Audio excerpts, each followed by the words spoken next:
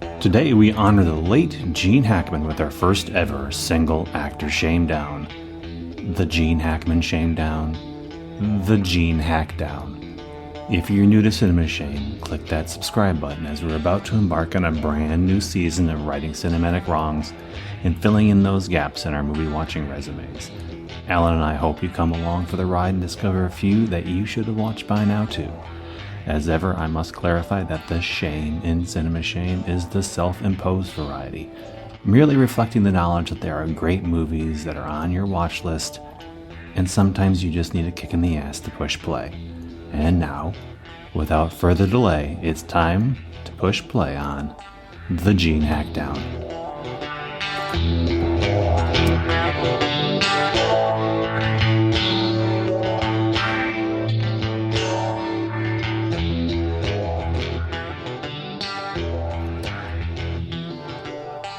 Welcome to a new season and new episode of the Cinema Shame podcast. My name is James Patrick. Along with me, as ever, is Allan Mott, and we're here today to normalize U.S. and Canada trade relations. I promise that I will only kill James if I absolutely have to. It might happen during loose cannons conversation today. We're here. We're actually recording a little bit sooner than we planned. Gene Hackman went ahead and passed away, so we felt obligated to share some of our favorite Hackman performances and give him his own episode, which is sort of like jumping the gun on the season. But if anyone was worth it, Gene Hackman certainly seemed worth it, so we're here today, and we're going to recommend a few of our favorite performances and talk about some of our Gene Hackman Cinema Shames that we just watched for this episode. I just think to state how important Gene Hackman is to cinema is that in the past, when James has suggested these episodes, I have gone, whereas with this one, I was like, yes, we have to do a Gene Hackman episode. Yeah, he said, who's Allan? Yeah. And I said, okay, that's my answer. In fairness, I didn't know who Allan was, but I had literally seen one of his movies, and that was The Concorde in 1977.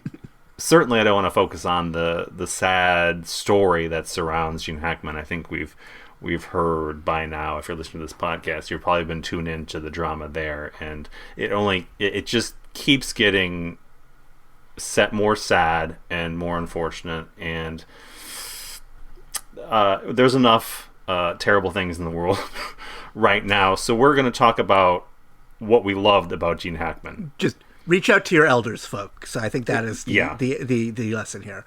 Yeah, isolationism is not a real policy to live or be a country by. Yeah. What did Gene Hackman mean? Like, when you think of Gene Hackman, what's your initial reaction? What kind of actor was he? What place did he occupy? He was just the prototypical actor. Like, I grew up at the time when every movie had either Michael Caine or Gene Hackman in it. And, like, he was so ubiquitous. And actually, when you look at, like, compared to a lot of, like, actors, if you look at his, like, filmography, it's nowhere near as long as you think. In the 80s, that you begin to hit a couple of, like, I don't remember that one. But for the most part, every Gene Hackman movie was a movie worth watching. I think that's why it hit a lot of people when he passed away, just because he was just so ubiquitous, so omnipresent, that it just felt like he's one of those people who was always going to be around forever. Even though he really hasn't made a movie in 20 years. When I realized who he was, like, there's a point in every movie fan's watching curriculum when they recognize an actor and they can see repeat performances and kind of get a sense of who he was and what he was doing. And that time for me was when Narrow Margin came out. It was really the 1990, and it was a movie that had nothing particularly interesting for me at 11, 12 when the movie was in theaters. But I really wanted to see it. You're all about that Ann Archer action. The Ann Archer action, trains. I don't know. But at that point, I was like, yeah, I've seen Gene Hackman before. I get this guy. He's pretty good. Like in 11-year-old brain, you make these decisions, and maybe they're not especially astute or filled with any information that's worth having. But it's like there's a recognition that this guy's good at what he does. I would consider that probably a pretty typical Gene Hackman role. He's gruff and grumpy and just wants to do the job, even though he's kind of bad at his job in that movie. Yeah. Like, he's the one that basically outs Ann Archer for the bad guys. Ann Archer is the competent force in that movie, and he's the one in the way. Yeah. But he's doing it very competently.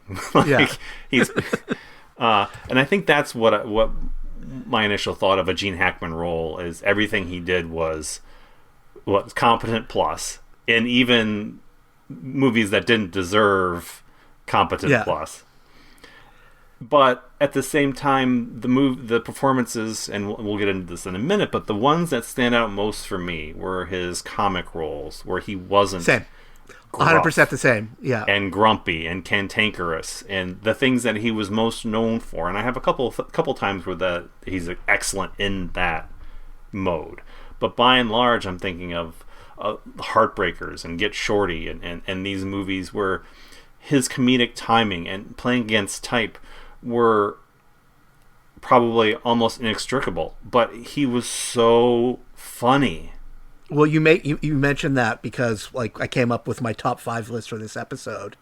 There's one drama on my list. The other 4 are comedies. And I think the thing that really... And I think it was something I thought about as I was watching a movie for this episode that I ended up not finishing. And that's Lucky Lady. And it occurred to me that the thing I love about Gene Hackman is that he is the perfect actor/movie star in the fact that he always plays Gene Hackman, but he always does so in a way that makes the character feel unique and different every single time. So there's always a consistency to his performances, but he's also always surprising at the same time. Mm-hmm. And I think that's why he was as good as he was, is that you knew who he was as soon as you saw him, but you didn't know what you were going to get.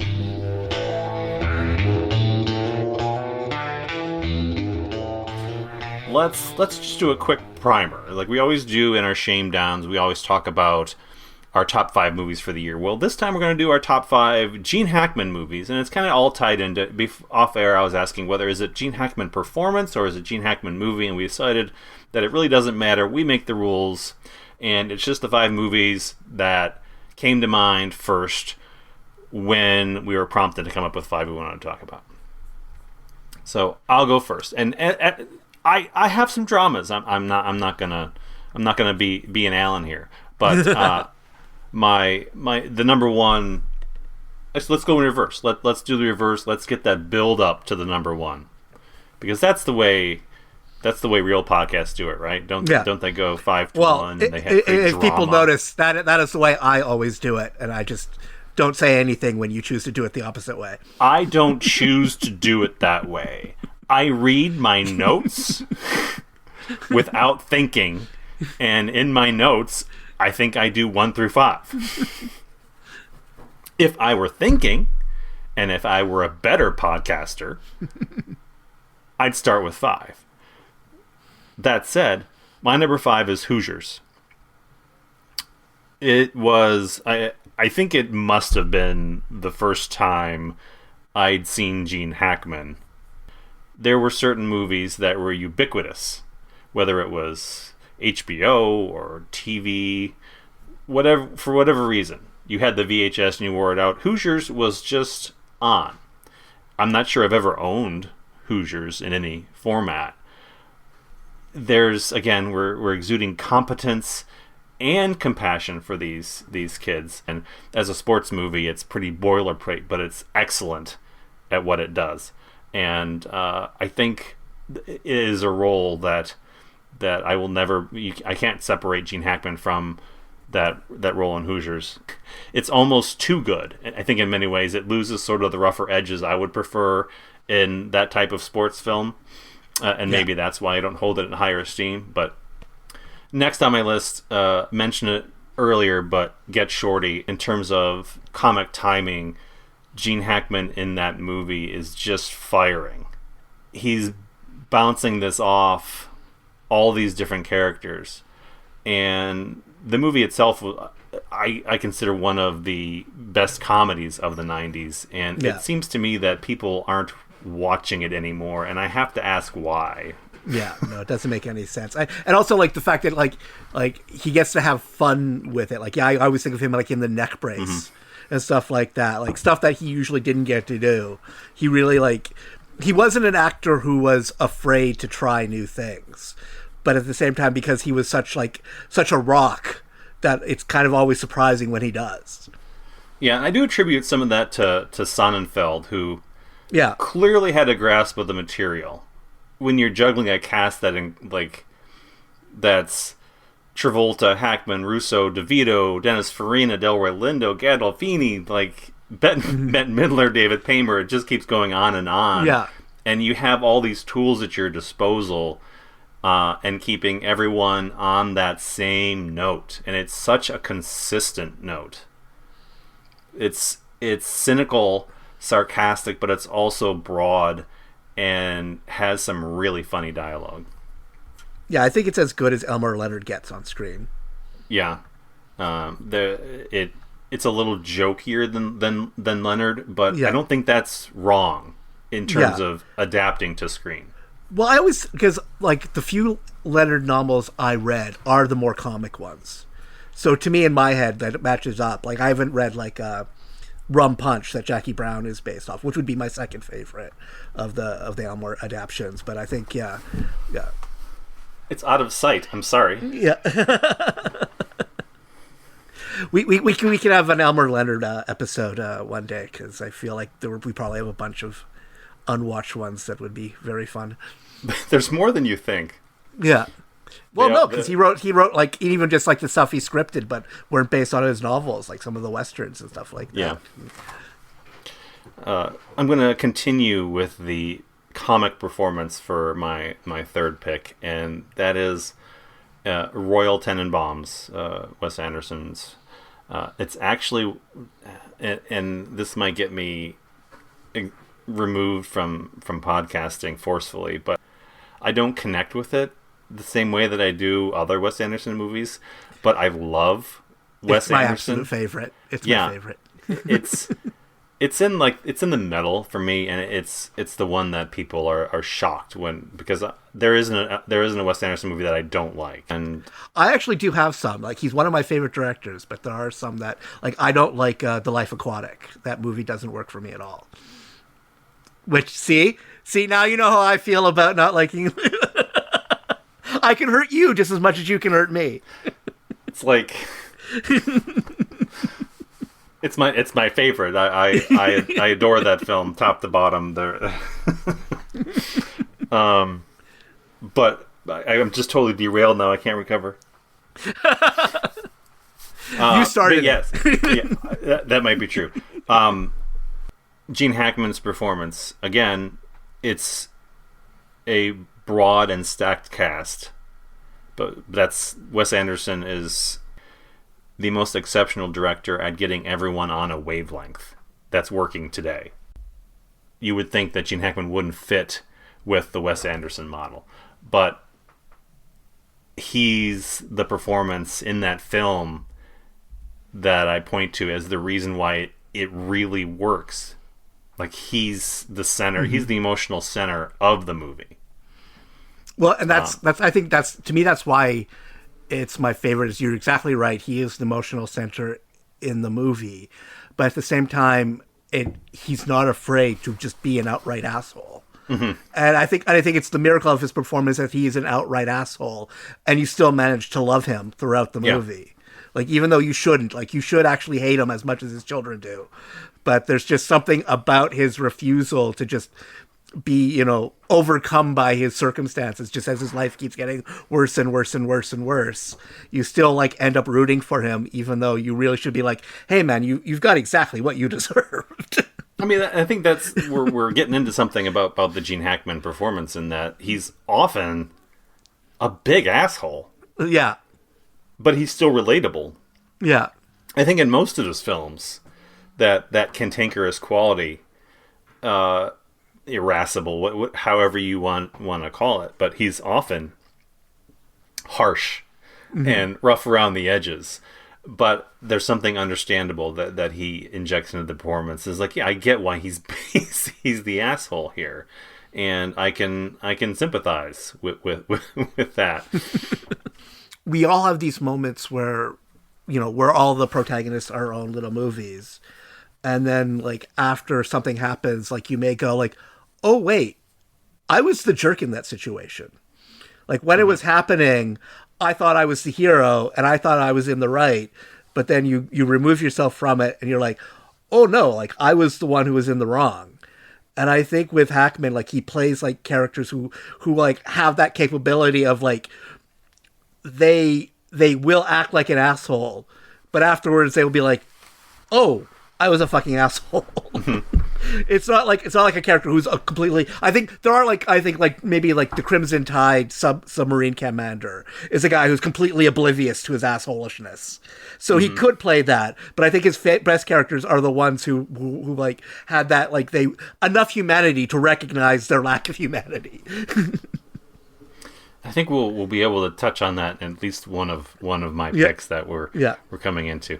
So this moves us up to number 2, and this is a movie I watched for the first time for the noir Shamedown way back when in the Cinema Shame history. This is the pre-Allan days. A dark time. Yeah, dark time. This is Night Moves. In terms of neo-noir, I don't know that there's too many better examples of how to break down the genre and still create the same compelling mystery. Again, Gene Hackman is an asshole. Yeah. He's not kind to his wife. I think Gene Hackman excelled when there were really no expectations on the role. And that was only really applicable for a certain time between the late 60s and about 1982 or 3.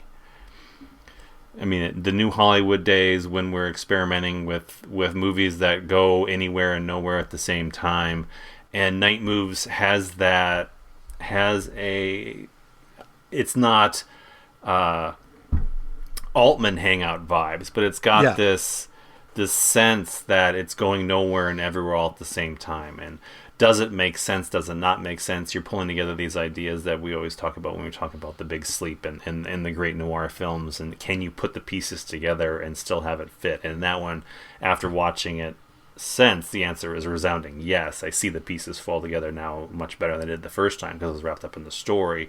But the centerpiece of that movie is still the Gene Hackman performance. And that's a gift that we're only given during the 70s. And then my number 1, it's not going to surprise too many people. It's not going to surprise anyone who cares about Gene Hackman, but the conversation to me is the definitive Gene Hackman role. Hey, Harry, what do you say we take a break? Come on, we'll go to Al's Transbay. I'll buy you a beer, huh? How about that? No, I want to finish this. I thought you turned those tapes in. Stan, be quiet, will you? All right. Do you think we can do this? Tired of drinking anyhow. What a stupid conversation. Stan, please, I'm trying to work. Tired of mostly everything. Tired of me? Tired of you.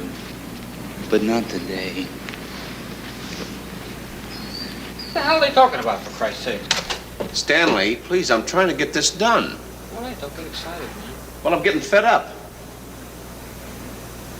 About what? About you're asking me questions all day long. Jesus. Don't say that. Well, for Christ's sake, Stan, don't say that again, please. Don't use that word in vain. It bothers me. making people dislike you because you're good at what you do, like being adamant that you're right, all these elements that you can turn people against you by being so good at what you do. The conversation when I watched it for the first time, not too many. It was another cinema shame for me when I finally sat down to watch it. I had it on my list for a number of years, and I'd owned the disc. Just do it already. You love Francis Ford Coppola. What's the problem? Why aren't you just watching this movie and sit down and shut up and finish? And I was like, yeah, it's as great as everyone says. I have nothing to add to the conversation. And Hackman's perfect. The movie's perfect. I love everything about it. The listening and the relation to movies and voyeurism, and it's great. It's perfect. And I don't have anything new to add other than it's, to me, that's the Gene Hackman movie that it's all him. The movie is focused on him listening to the same clip over and over again. And if you told anyone on the street to watch the conversation that wasn't a movie fan, and you said, well, it's about Gene Hackman listening to the same audio clip over and over again for 2.5 hours. Well, and I saw it for the first time when I was around 16 or so, because I was still in high school, and I was a very pretentious film nerd. So this was like a movie I had to watch because it's very important. And it's very important. The thing that truly blew me away about it was the idea that Coppola could actually create a narrative that works, that is based on the audience figuring things out, not by be given new information, but by simply having the same information repeated over and over and over again. And that was like, it's like a magic trick. Because like, how does he know that it's going to work? Because at a certain point, aren't we going to go like, I don't get it. Like, I don't hear what he hears. I don't understand why. What are we supposed to pick up from this? But no, the movie actually, like, you actually begin to realize as it's put together that, you can just take something that is solid and just unmoving and just get exposed to it so often that you eventually pick up on the nuances in a way that it completely changes how you viewed it the first time you saw it. Mm-hmm. And it's got its cousin in Blowout, and you look at what I find most interesting about those two films is you're dealing with the same narrative structure. I mean, for the most part. And the difference is Brian De Palma versus Francis Ford Coppola's just singular aesthetic. Yeah. And we'll throw auteur theory all over the place, and whether that's good or bad or who gives a shit. But if you want to look at what two distinct filmmakers would do with the same concept, that's a great place to go, okay, well, maybe there's something to that, because they do sit specifically within both directors' singular visions. And they're defining films for both of the directors. Well, I always bring up Blowout as an example of a director being too good, like, for his own good, because my favorite part of that movie is the openings, like the shot at the beginning of like the slasher movie, and I get pissed off when it ends because I'm like, I want to see that fucking slasher movie. Like, the rest of the movie is really great too, but I want to live in a universe where that movie got to be made. Body Double. I like the scenes in Body Double that try to recreate that scene, but I still would rather have that movie than have Body Double. You look great.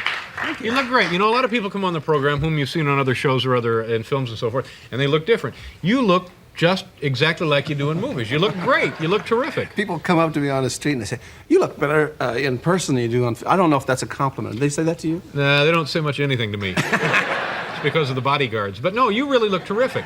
And I mentioned Scarecrow. I thought that was a terrific film. When was that made? It was done right after French Connection. So, I am only going to bring two new movies to the discussion because you picked 3 out of mine for your list. So I'll be able to go through them pretty quickly. My number 5, Get Shorty. You were right. All of the reasons you said. One of my new ones, number 4, Heartbreakers, which I think is one of probably the most underrated comedy of the 21st century. I genuinely do not understand why people do not worship this movie.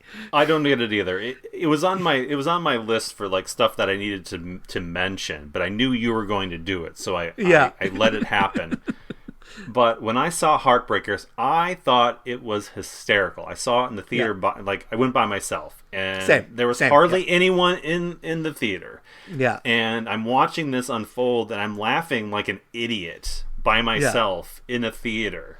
Like, how often does that happen? Seeing as how that laughter is such a communally inspired response. Like, if you're in a movie by yourself, it's maybe you'll smirk and giggle a little bit, but that's happened to me a couple times. Like, I laughed myself silly in Dodgeball too. It's like, why is nobody else laughing? Okay, because the theater's empty.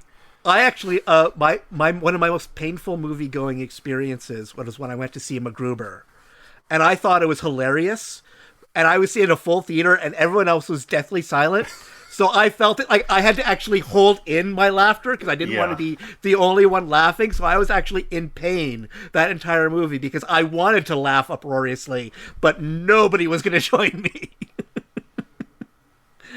I think Heartbreakers, like, I just... Like, beyond this is another asshole, like, Hackman role where he doesn't have any redeeming qualities. But that makes sense because, like, the whole point of this movie is that none of the characters have redeeming qualities. They're all, like, basically out for themselves. They're all venal criminals. I always, like, I'm sort of, like, stunned that it didn't turn Jennifer Love. I mean, it didn't make money, so that's why I didn't do it. But it should have turned Jennifer Love Hewitt into an A-list actress because, like, no one has ever been sexier in a movie from that time period. Like, just, and it's all confidence. It's all just, like, a case of her playing a character who truly believes she's the sexiest woman in the room. So she becomes the sexiest woman in the room. And I think that if you haven't seen Heartbreakers, see it. Like, trust me, it's amazing. One of those things that Jennifer Love Hewitt has a reputation for. I mean, she's generally not great. Yeah. But this is a movie that you give her material. You give her a cast to play off of. Yeah. And consider... Have her play against type. And she's in a room with Ray Liotta, Gene Hackman, and Sigourney Weaver. Yeah. And she's not out of place. Yeah. Yeah. Definitely. My number 3 was probably the first Gene Hackman movie I've ever seen, and that's Superman. I think people sometimes resent the fact that Gene refused to shave his head to play Lex Luthor, but I never minded it. I just thought he just was having so much fun playing like he is the most camp element of the movie. I think some people have complained about that, that those scenes haven't aged as well. But to me, they're the most fun part of the movie. That's the reason why I still watch Superman now. The Hackman stuff still felt fresh. My number 2 on my list, The Conversation, obviously. And then the number 1, as much as James hates it and thinks it's the worst movie ever, The Royal Tenenbaums is in my top 10 movies of all time. So it would be wrong for me not to include it in my 4th favorite Wes Anderson movie. You're a monster and you should feel ashamed. He saved my life, 30 years ago, I was knifed in a bazaar in Calcutta. He carried me in the hospital on his back. Who stabbed you? He did. There was a price on my head, and he was a hired assassin. Stuck me right in the gut with a shiv. The one thing I did want to mention, I didn't really have a place for it on my list, but since this is the Cinema Shame podcast, we must mention Michael Ritchie in this moment, because Hackman appeared in Downhill Racer and Prime Cut, and there's something different about those Hackman performances. And I'm not saying they're consistently different. I'm just saying that I think Michael Ritchie, in his ability to get a specific performance out of his actors, was able to do something a little bit different with Hackman than most other directors did. And that's not to say he didn't make him not grouchy or Yeah. But both movies, I think, are excellent examples of some more of the range that Hackman had. And I think it's easy to forget that that's Hackman in the downhill racer role specifically when you're thinking about that film. It doesn't feel like a Hackman role necessarily. Yeah. But he's great in it, and I think it's just another excuse to celebrate Michael Ritchie, because that's one of the squares on the bingo card. Well, it actually, I was planning on mentioning him again because my second movie that I'm going to be talking about, the director strikes me as sort of like a Michael Ritchie type, in that he's well known for making very serious, important movies. But if you look at his filmography, there's like some really random, weird shit in there too. Which to me is the definition of Michael Ritchie's career. That's outstanding. Nick? There I am. You're a sight for the old eyes. You too. How's life been treating you? I heard you back east. Chicago. Chicago? You know some of the guys, don't you? Yeah, I know some of the guys.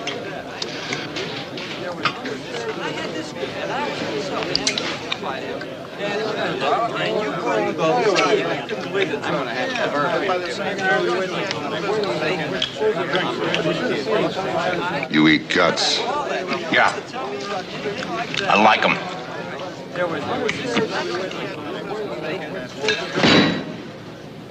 Talk now, eat later. He's not a guy that you watch a performance and go, I wonder where Gene Hackman came from. Yeah. Have you ever thought that until recently? And maybe that's my fault for not being curious enough. I do like to be curious, but I wasn't ever curious about Gene Hackman.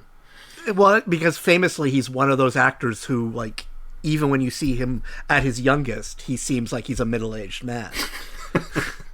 Yes. Like, because the only thing I know about his early years was him living with Dustin Hoffman before they became famous. And they were both struggling actors in New York. That is far back in my mind that Gene Hackman goes. Yeah, I mean that's about it. I mean the only thing you know from his early years is that he had this connection to Hoffman, and then suddenly they were huge all at the same time. Yeah. So for completely different movies. Like Hoffman was The Graduate and Hackman was Bonnie and Clyde. Bonnie and Clyde, yeah. So some of this does explain, I think, a little bit about what we understand intuitively about Gene Hackman. So he left home at the age of 16 and lied about his age to enlist in the U.S. Marines and served 4.5 years as a field radio operator in the Marines. He was stationed in China, and during the Communist Revolution in 1948, and then he was moved to Hawaii and Japan.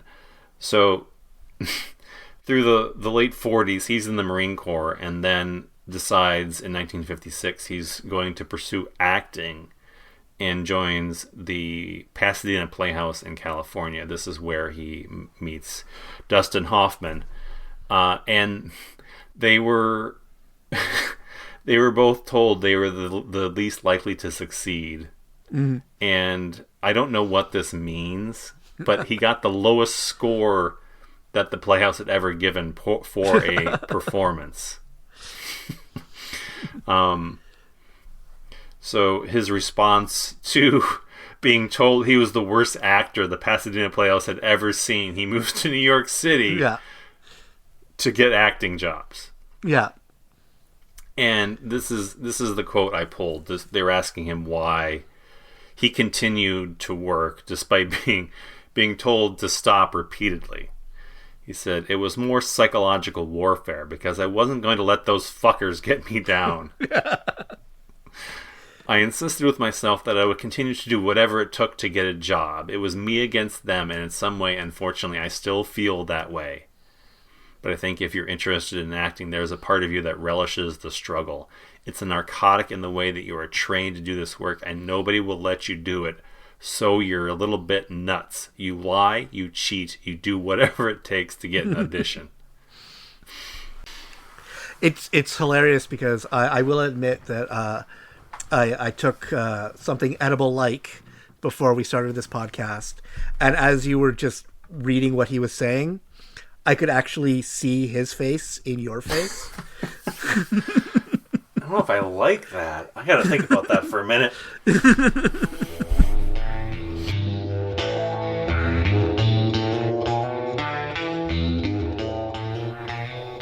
Let's talk about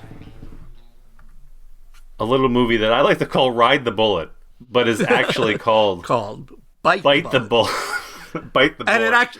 And it actually makes sense based on the movie. Like, there is a scene where a character literally bites on a bullet. This is Roundhouse Junction. 24 hours ago, it didn't exist. Now, its streets are crowded with gamblers, betting men, grifters, horsemen, cowhands, hookers, horse breeders and horse buyers, thoroughbreds, quarter horses, crossbreeds, Arabians, Broncos, and Mustangs. Whiskey for me and beer for my horse. Every breed of horseman and horse flesh is here, and the greatest test of man and beast ever conceived is about to begin. This is Bite the Bullet, the great American adventure. We've had more than 60 letters to the editor asking why is a woman in the race. Written by men. I came 5,000 miles to win this race. Why? You beat the best. Mister, you must be either rich or crazy. A little of both, I'm afraid. Don't never touch me. What is so important about this gut-twisting, back-busting, man-killing damn race, huh? The money? The prize.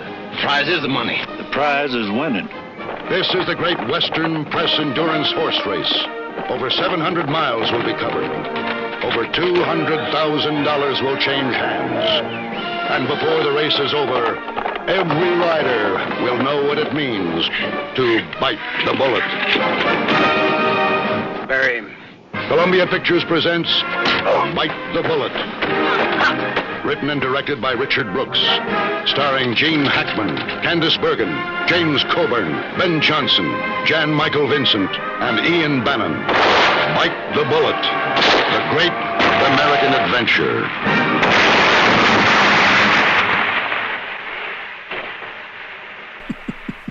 Yeah, when I put the movie in, so I had an experience. Let's talk about my experience with Bite the Bullet.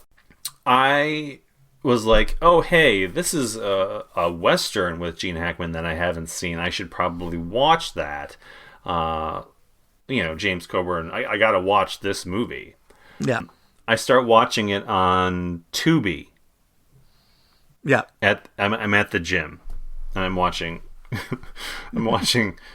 what I think is called Ride the Bullet. Actually, I don't think so. I think isn't that a Stephen King adaptation? I don't fucking know. I'm watching it on Tubi, and as I'm watching it, I'm like, I think I own this movie. It's not the first time I've done that too. I've done that as well. So I get home and I go look on my shelf, and sure enough, there's Bite the Bullet. I did look under the B's for Bite the Bullet. Yeah. And it's open. I'm like, okay, interesting. Later, I put it in to pick up where I left off from Tubi. And my DVD player prompts me with, would you like to start this movie where you left off? And it was the exact same spot. It's not that spooky. But I had apparently watched about 45 minutes of it and quit for some reason, which could have been any number of reasons. Based on when it came out, it was when I had young kids, so it could have been like I popped it in and then somebody woke up and then I left it and for some reason never returned. But I didn't remember any of it, so it was new to me. Here's a a quick synopsis. It's about a paper creates a well. Can I just come up with what I remember my summation is? Sure, you can summarize it however you want. It's Richard Brooks' Western version of the Cannonball Run. That's surprisingly accurate. It's a very long horse race between a bunch of disparate personalities. And it is sometimes spectacular and sometimes it just seems inept at executing what it needs to be. And maybe it's because I felt generous towards these, we're talking about the rough around the edges 70s movies that I've been watching, and I, not to spoil an upcoming episode, but I have been mired in 1975 for a few months now. And I have watched a lot of shaggy 1975 movies that are very endearing in bizarrely different ways. And this is, despite its pedigree as a polished, well-shot Western, is still pretty shaggy. Crotchety, very moral Gene Hackman character. He's a friend to all horses, and there's a couple of scenes that sort of warm your heart because he rescues a young horse from what was a glue wagon. He was tied to the glue wagon. The rest of the horses had died, and there was a young horse. So he rescues the horse and finds a young boy and says, "Would you want a horse?" And he says, "Yeah. What do I have to do?" And he's basically, it's just, you take care of the horse. Don't let anybody do anything wrong. Like, that's your horse. It's a beautiful creature. You take care of it. I'm like, oh, you gentle soul. But then the movie kicks into a bunch of assholes trying to win this horse race. And what's interesting about the film is that we really do get a sense of the different people involved, and they do gain a sort of affection for each other. That's where this movie becomes something more than Cannonball Run for horses. In that these characters are initially very standoffish, and the Gene Hackman character and the James Coburn character were served under Teddy Roosevelt in Cuba, and that's how they know each other. That's their connection, and it works for what it wants to do, and gives you an excuse to give them this brotherly bond. But it does a specific disservice to the Candice Bergen character, I think, just in form. And I don't want to, for the sake of the film's specific twist near the end, I don't like it. And maybe I don't want to talk about it because I don't like it, and feel like I'm hammering on the film, because basically Candice Bergen's riding in the race, like the big question is why she's riding in the race, and she says it's for her husband who's in jail, but we don't really know why. And then it comes out that she's aiming to help him escape at a certain point in the race. And she's a former prostitute, and she's supposed to be like this liberated woman in a certain way.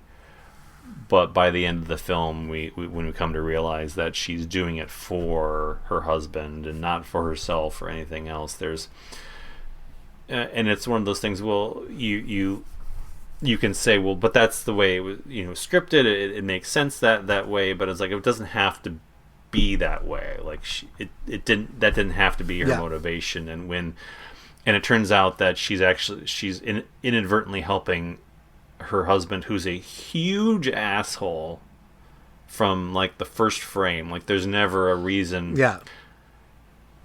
We're never given that want him to moment be rescued, where it makes sense that they're they're a thing, and like she's been given depth. Then the movie derails from this race and becomes this shootout with the escaped prisoners. Should be serious in this moment.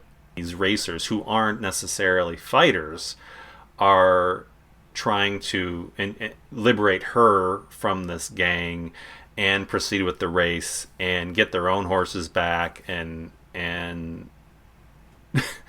basically get back on track. Yeah. And it's played for like action comedy rather than the more serious tone that we've had throughout this film. And that's my biggest problem with it, in that it sort of derails itself. Up until that point, I was like, oh, this is a kind of a hidden gem that I'm surprised that doesn't get more play and recognition, because what my initial assumptions about the film have been proven wrong. I love when I see a genre film of this nature that then turns it on me and is like, oh, well, you thought this was going to happen, and you're the asshole now because these characters are great. But then it strays. So it is.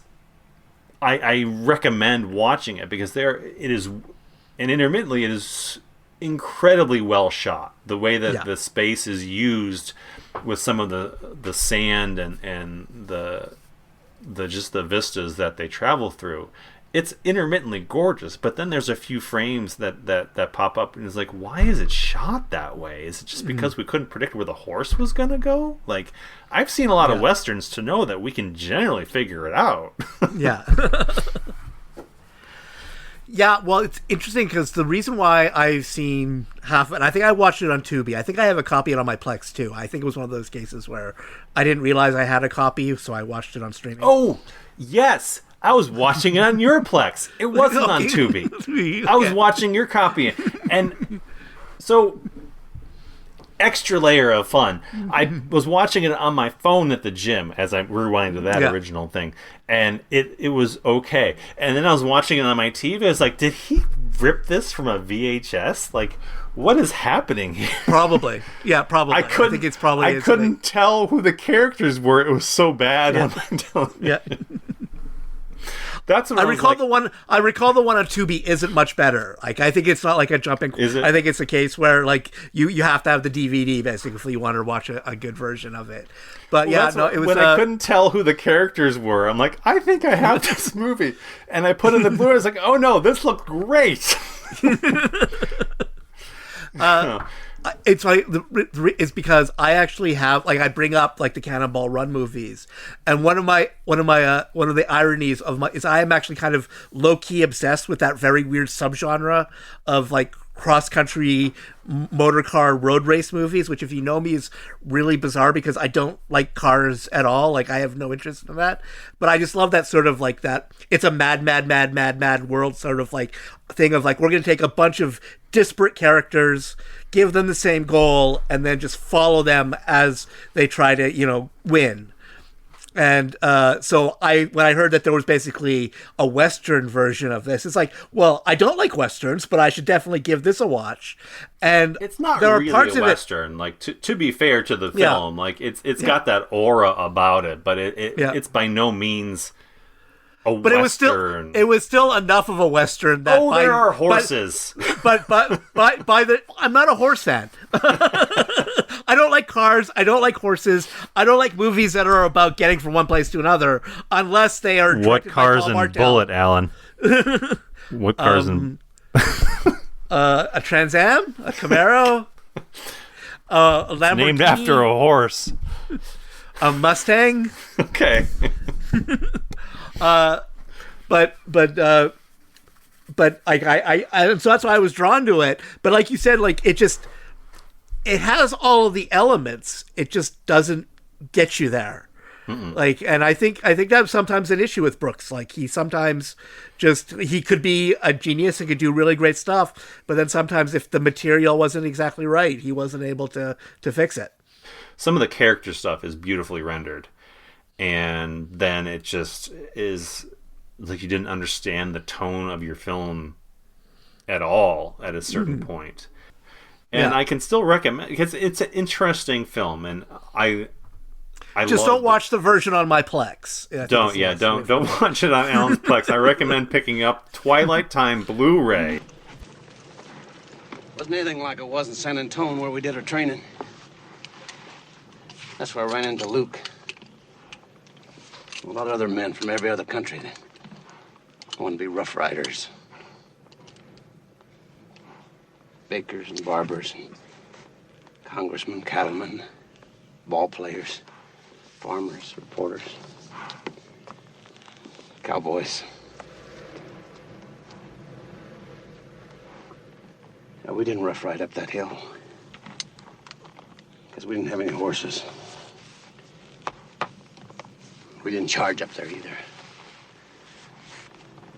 We crawled up there on our scared bellies. There was only one horse and one rider. It was Colonel Teddy. He went charging up that damn hill. They shot his glasses off. They put on another pair. And they nicked him in the elbow.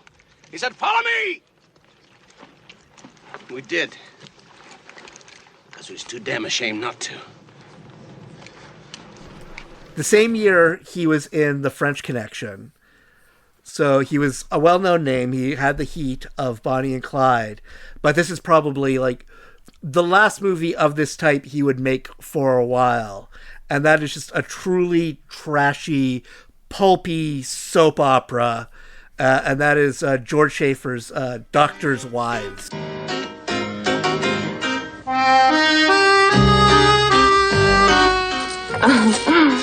Oh, you have given me a wonderful idea.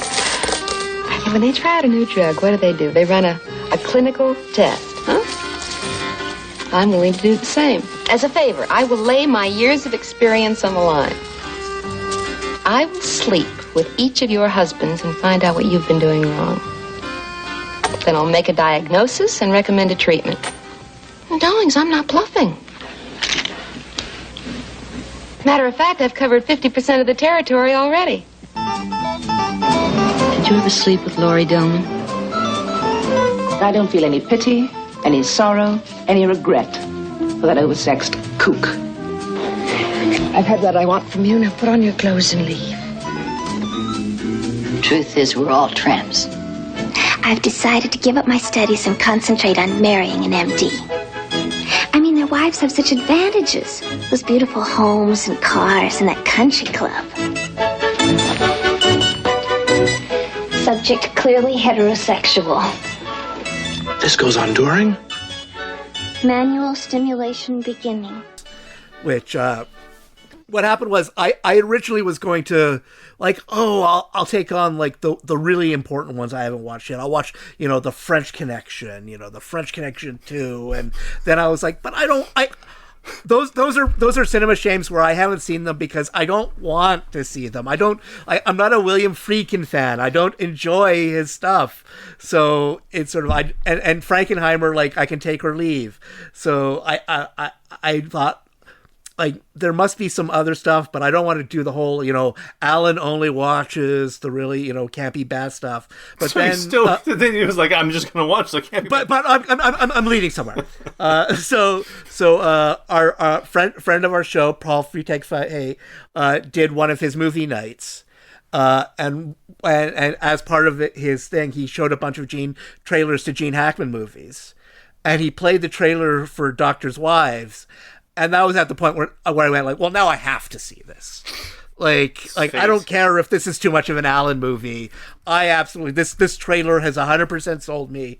Like, and basically what the trailer is it's basically the opening scene of the movie where you have Diane Cannon playing this really like hot trophy wife. Her husband's a brain surgeon, and they're at the club she's with the other doctors' wives, and they're playing cards. And they start talking about their sex lives, and she goes like, you know what, like I can have sex with all of your husbands, and I can report back to you like, what their problems are. And then like she goes, I've already done 50% of them. And so that's the trailer, and it's like, well, of course I have to see this. But what they don't tell you is that the poster and the trailer are a bait and switch, because Diane Cannon is in about 3 scenes in this movie. And then her character is shot and killed while having an affair with one of the doctors. And the whole rest of the movie plays out as basically her husband is arrested and tried for the murder and attempted murder. and we follow his cohorts at the clinic that he works at and co-owns. And Gene Hackman plays one of the doctors who co-owns a clinic, and his story is probably like the least interesting of them all. In fact, I would say, like, of the male doctors, he's the one who gets the most short shrift. Like, he doesn't really have a story of his own. It's more about his sort of deteriorating relationship with his wife. And her, like, the big revelation, their big scene, and it's the most dated and sort of most painful scene in the movie, is where she admits there was a moment where she almost had sex with Diane Cannon's character, and like how it's like lived with her ever since. And instead of playing off like the way it's not played the way it would be played today, we'll say that. In terms of how it goes, and his character is basically, the script calls him to do something kind of shitty, like he ends up sort of like hitting her with a newspaper because he's so disgusted and outraged by it. And I think that's the most. I think the thing I like about this movie is that it's a pulpy soap opera from 1971. And that moment of gay panic is its only truly like sort of cringe moment in it. Everything else, like, it's one of those movies where I can understand why it was so, like, why critics hated it when it came out. Like, it's pretty obvious. But watching it today, it just plays like gangbusters. It plays like exactly the kind of pulpy trash you want this kind of movie to be, without ever actually totally going into camp. It doesn't feel like a campy movie, but you feel like it could be moved in that direction with just like a finger poke of a push. The plot just does go in a wonderfully weird direction, because there's this Richard Crenna, who's one of the doctors, is having an affair with Diana Sands, who is an actress I truly love. Like, she actually passed away in 1973 from cancer, but I know her best from Willie Dynamite, so she's an actor who I have a lot of affection for, so I was really happy seeing her in this. And, like, to its credit, the film, like, has them in a biracial, like, affair that is, like, that is the only thing about that relationship that isn't talked about.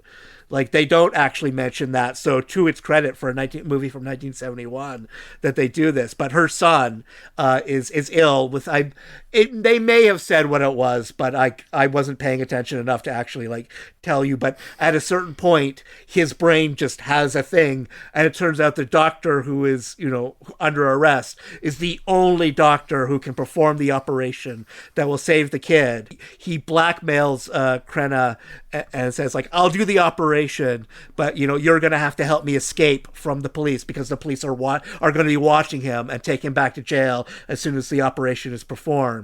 And so you have this sort of fun misdirect with Crenna and the thing. And of course it ends up with, he ends up, actually I think it's Ralph Bellamy who fucks with him. And so the guy doesn't get away. He still gets charged with the murder and everything. But yeah, no, it's truly like, if you have no tolerance for 70s pulpy melodrama, you will hate this movie. But for me, it was just sheer heaven. Like, it's probably going to make an appearance in the end of year Shamley Awards, because I had so much fun watching this dumb pulpy potboiler that managed to like shock me, because like I did not see Diane Cannon getting killed within like the first 15 minutes coming. Like, based on the trailer, like, it's hard to imagine her not being the star of the movie. And I think it's to the film's credit that eventually you don't feel her absence the way you might expect. It's actually funny because Gene Hackman's wife is played by Rachel Roberts, who I otherwise only know as Rex Harrison's ex-wife, who, if you hear the stories of them together, it's almost like, knowing what I've heard about Rachel Roberts, seeing her in this kind of dramatic role was very bizarre, because she was a very wild person in real life. Oh, she's the lead in Picnic at Hanging Rock. Yeah. I was trying to place her, but she's apparently all over the place. Yeah. Like, I'm talking stories of like them getting so drunk that she's walking around without any pants on, barking like a dog. Listen. We've all been to those parties. She was in with a crowd. Yeah. I'd like you to answer one question. You love me? Brother. Did you ever love me? That's the same question. What's the opposite of love? Hate or indifference? Indifference is the death of love. Let's see. Which way to go? You know what? Let's save that one for the end, because that's the one I can't even believe I'm talking about. Let's go right to 1973's Scarecrow. And if you like your movies to club you over the head with a metaphor, this is your jam. You think crows are scared of a scarecrow? Crows are laughing. Crows are laughing. That's right. Crows fly by, they see that, makes them laugh. Behold, the captains of industry, the prospective owners of Maxie's Car Wash, Pittsburgh, Pennsylvania. Maybe Maxie's Car Wash. Car wash. Yeah. Okay. For every car, there is dirt. Max and Lion. The only difference between them and the Rockefellers is a few $100 million and about 1,500 miles. First off, there's Max. I've got to tell you something about me. I'm about the meanest son alive, you know what I mean? Yeah? I don't trust anybody. I don't love anybody. Hey, we're going to be partners, okay? Okay. All right, come on. Max did 6 years in prison for beating the hell out of a guy, and it didn't teach him a thing. Okay, all right. No, Max. Just one way. Just one way. Get out. Believe it or not, Max is the brains of the partnership. All of me. Plastic pipe for durability. $600. And then there's Lion. I think your specialty is going to be waxing. Waxing? No, and keeping the customers happy. Lion figures if you can make somebody laugh, you won't ever need to fight. What did you call stupid girl? Get out of here. Hey, Max! I'll interrupt you and just say that it is one of those movies that has always struck me as being so 70s that I've never watched it because I feel like it's probably going to be too 70s for me. Is that an accurate sort of? You could put it nicely in the 270s box. Gene Hackman and Al Pacino are two. Well, they meet. They're hitchhiking. I almost said hijacking. That would have been a weird twist for this movie. Way too much action. They're hitchhiking. They begin by competing for cars, and Hackman won't talk to Pacino in the beginning, and Pacino is trying to talk to him and be folksy and friendly, and of course we have chatty, folksy Pacino and cranky as hell Gene Hackman.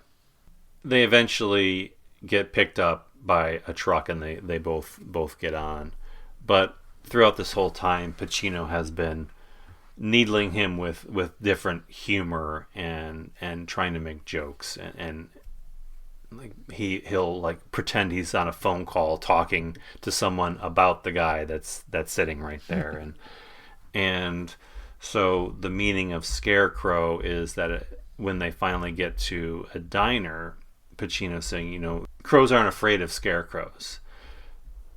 They make them laugh.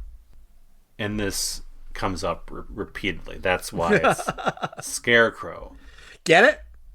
And he wants to make everyone happy and laugh, so when there's ever a conflict, hardship that he has to overcome, he meets it with humor. He tells a joke, he does a silly dance, like that's his response.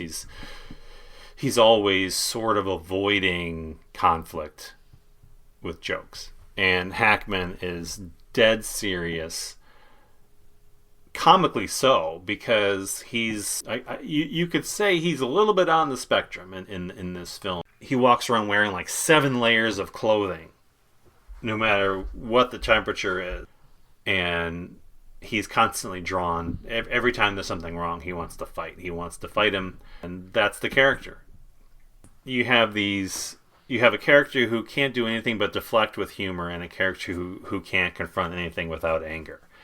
And Scarecrow, this idea of the Scarecrow being funny at the center, and the whole movie is laid out before you after about 15 minutes, and you know generally where you're going. But because this is a 70s movie, it gets there in whatever time it feels like getting there. Yeah. It gets pretty dark at one point, and that's probably where the movie tonally surprises you, because they wind up back in prison, and I think this is the moment that the movie is really building around. And then when they both land in prison, once again because of Hackman's temper, the "I'm gonna make you laugh and diffuse everything" backfires, and this begins the shifting of both characters, where Al Pacino breaks down and earns his Al Pacino stripes in the end of the movie. Mm-hmm. And Hackman ultimately, and this is where I say you have to see the movie to see where Hackman goes, because then when he takes on the scarecrow persona to diffuse the situation, when he recognizes that he's headed back to jail because he's about to punch this asshole's lights out, he begins a striptease in the middle of a bar. And this is the point. This is past the point where Pacino's character has been broken by the events in prison, and Hackman is stepping up as the character that needs to diffuse the situation. And the striptease is so funny contextually because of where we've been with these characters, and that's kind of the climax of the film. Because this is a movie made in 1973. The climax of the film is an attempted rape scene in prison, and then Hackman's striptease.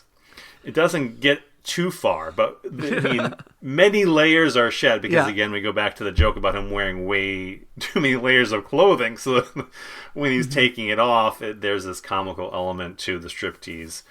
And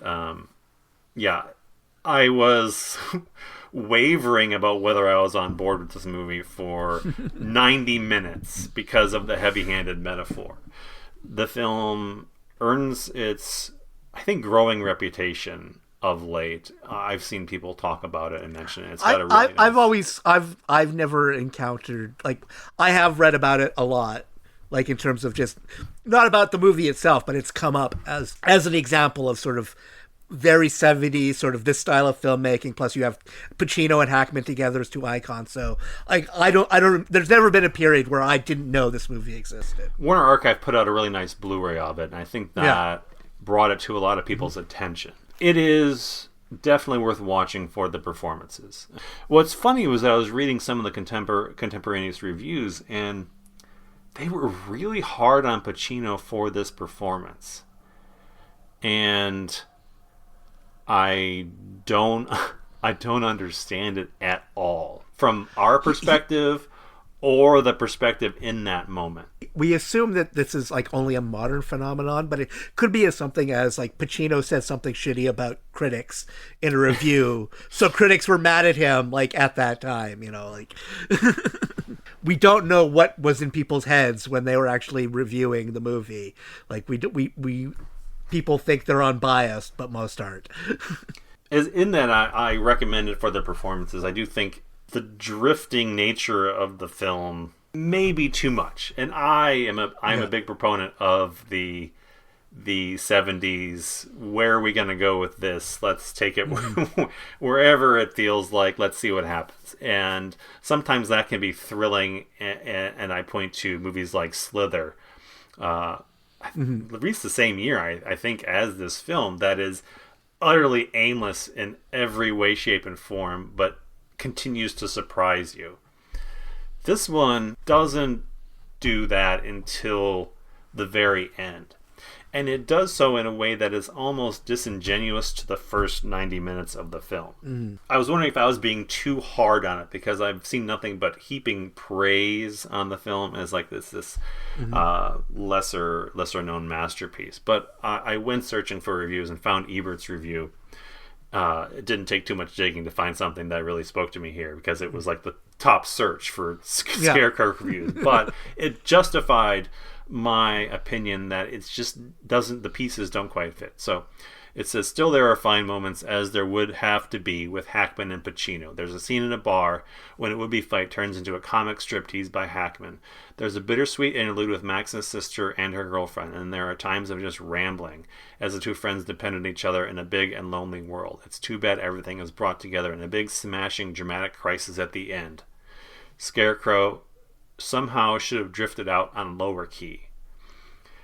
And I think that's my problem, is that it wants to be more important or more dramatic. Personally, I wanted it to continue on that path rather than having this capital D drama slid into the end of the film. I say this as someone who's literally only seen one of his movies, but my impression of Jerry Schatzberg has always been that he was basically sort of like the 70s version of Stanley Kramer. Mm-hmm. That he wanted his films to be important and to be about stuff, but sometimes that was more to their detriment than anything. Yeah. I've only seen, this is my third, I think. The only one I've seen is the one where John Cryer falls in love with Demi Moore. No Small Affair. Which is probably the least Jerry Schatzberg movie he directed. Yeah, I don't think that counts. That's not... There's another Gene Hackman movie he did with Schatzberg, Misunderstood, which I wanted nothing to do with based on the description. Yeah, and I read the description. I was like, yeah, this is one I won't be. And also, I think that'd be one that we would basically have to like. The same, if we're lucky, it's on the Russian streaming site where I watched Doctors' Wives and the next movie I'm going to talk about. Yeah.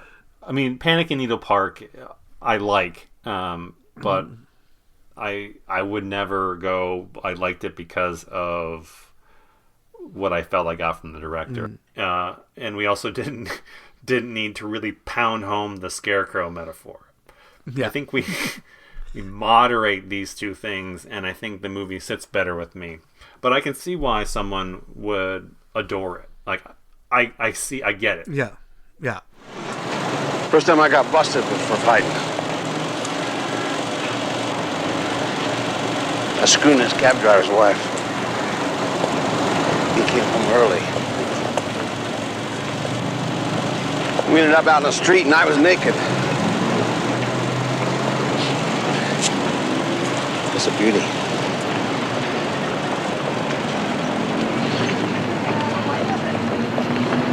I really nailed him. He's kind of a nice guy, too. Shame. Sometimes you'll watch an old movie trailer and it plays like a parody of old movie trailers. Like you just see it's such a studio product that like you can see like marketing making every choice about the trailer, and that was how I felt about the trailer for Class Action.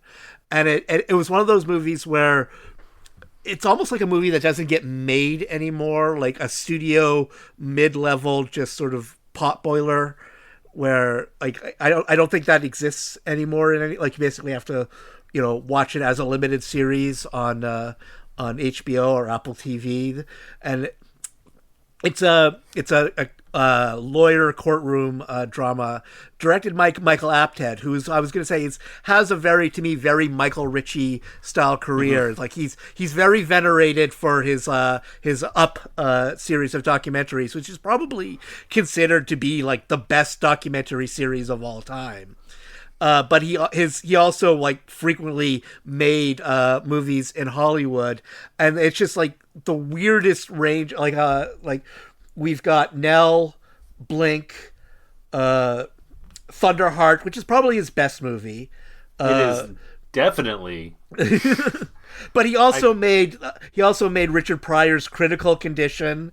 He made The World Is Not Enough. I was obsessed with seeing Critical Condition when it came out. Like, I would have punched somebody. Like, at that age, I was just like, I had to see it. I had to go. I had to see it, and my.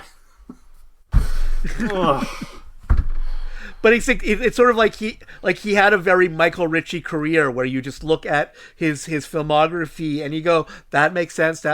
What the fuck? But it's like even Thunderheart accepted. Even the better Michael Apted movies are they have sort of that. Why do they exist in that way? Yeah, you could see why. Like maybe it's just the perspective I'm looking at it, because I'm thinking of like Firstborn and Continental Divide and Critical Condition specifically. Some of these movies that were like that I wanted to see really badly at a certain point in my life, and I'm like, what happened? Yeah, there's this idea that he was a work for hire director in the way that he chose jobs, but then at a certain point derailed entirely. And there's something interesting about all of them, even as much as you can say they don't work. You look at the top of the filmography with stuff like Thunderheart and Nell, which are like subprime prestige movies in a way. Gorillas in the Mist. Maybe Coal Miner's Daughter is the exception to these. I would put that up with Thunderheart in terms of like his it's quality, his right? Yeah, Thunderheart was sort of a lower key success. That's one that I loved at the time, and I have been beating that drum. Maybe that's a bad. I've been celebrating. Been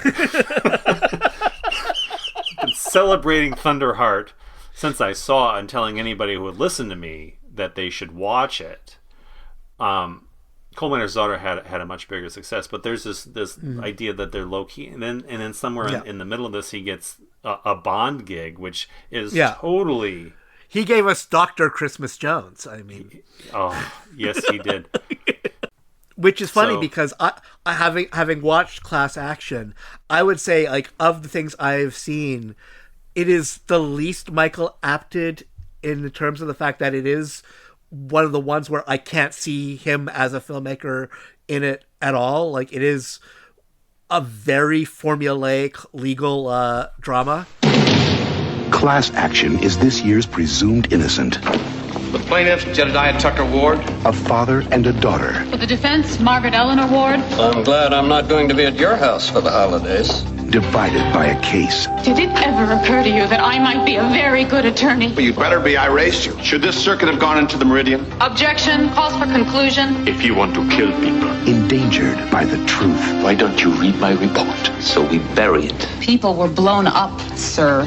There are serious questions regarding the loyalty to this case. I think you're being evasive. I'm answering the questions you're asking. The hell you are, Mr. Grazier! It's a compelling, powerful movie. I spent my whole life being angry with you. Now I look at things as they are and I realize I need a new approach. We've got to get rid of her. You so much as look in my daughter's direction, they won't be able to identify you with dental records. Gene Hackman, Mary Elizabeth Mastrantonio.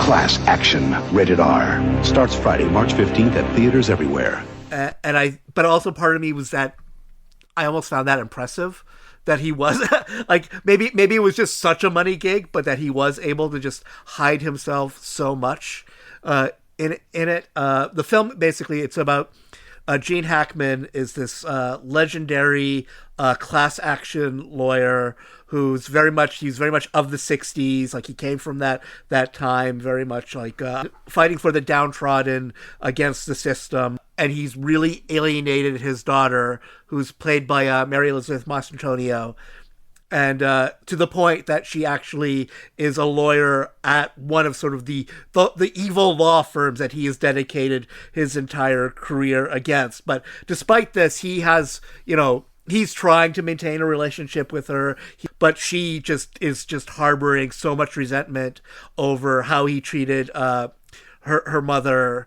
He gets involved in this class action suit where cars are just exploding when they're hit a certain way.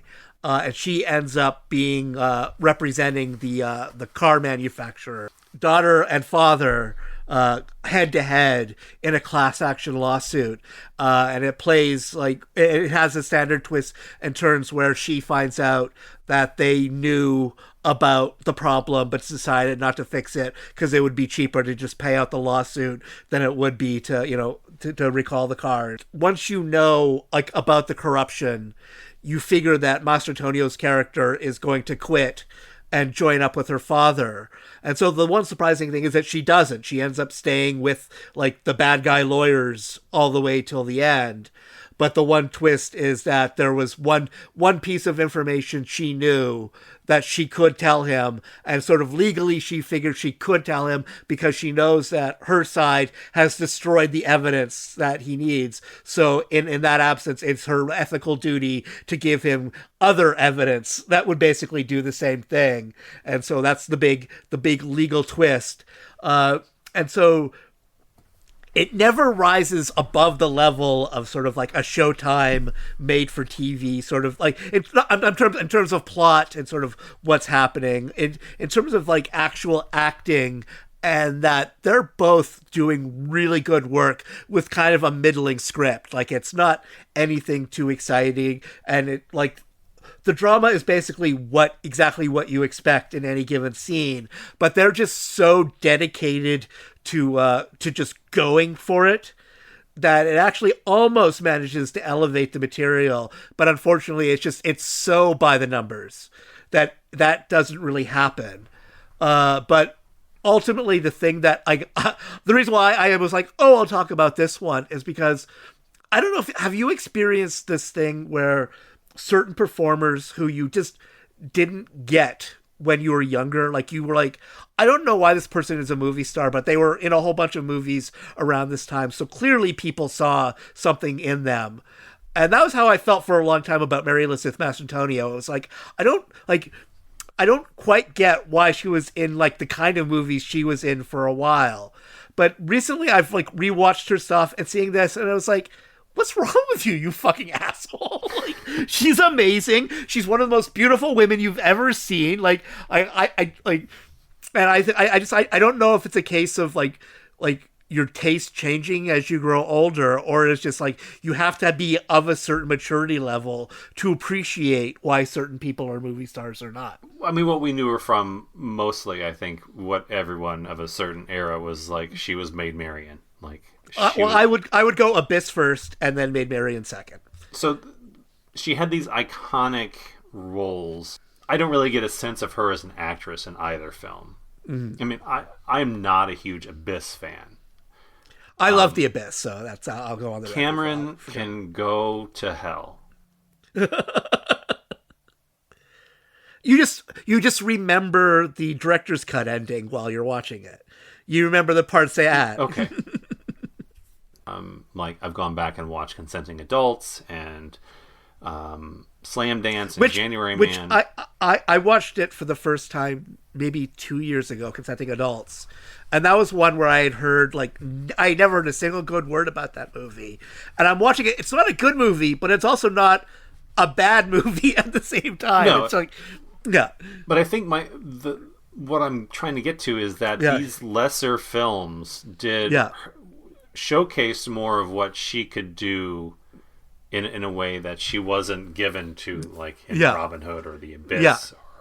I would still, even as much as I've grown to like her now, I still think she's miscast in Robin Hood. I just don't think she, like, and maybe it's because I just have Olivia de Havilland in my head forever. I don't think she and Costner had particularly strong chemistry in the film. Yeah. Costner has been great with other women, so I can't. Yeah. It's just something there that's. Well, I imagine like someone like Renee Russo in that role. Because that's the chemistry. Proven. We know that works. Them and Tim Cup, but that's what I mean. But like that, to me, when I think of like who I would cast in that role at that time, that's probably who I would have gone with. Well, while I do appreciate your poetic sensibility, Mr. McAvoy. Call me Roy, Molly. Well, call me Dr. Griswold Roy. But at this point, I really think I'm more of the grip it and rip it school. Something occurred to me in that I was thinking, like, I remember watching Class Action when it came out. I don't think I watched it in the theaters, but I know I watched it probably almost immediately when it came out in VHS. And I remember thinking nothing of it at the time. But we've reached a point, looking back on, I think the early 90s output for adult dramatic movies. Yeah. And at the time, it was easy to write it off as a formulaic drama, which, you know, cable level, whatever they... It had the acting to elevate the material, like you said. But we've reached a point now that we have a chance to romanticize these films in a way that we 100%. never would have in 1991. And looking back now, I can feel that it's not that good moment that I was like, okay, let's forgettable and it's fine. It's a decent movie. But now I'm like, you know what? That class action movie was pretty good. And it's because I'm starved for new average adult cinematic content. I don't feel the same way about TV as I do films.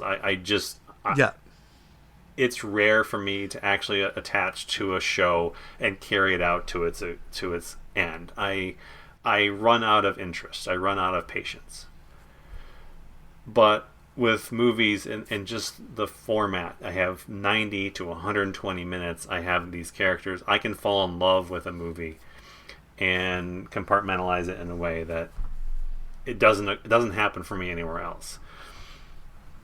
So yeah, I'm feeling nostalgic for this class action film that I saw 30 something years ago, and I don't remember much about it at all. I'm probably confusing the plot with another 20 courtroom dramas, but it's this idea of what that movie represented at the time that I'm still in love with.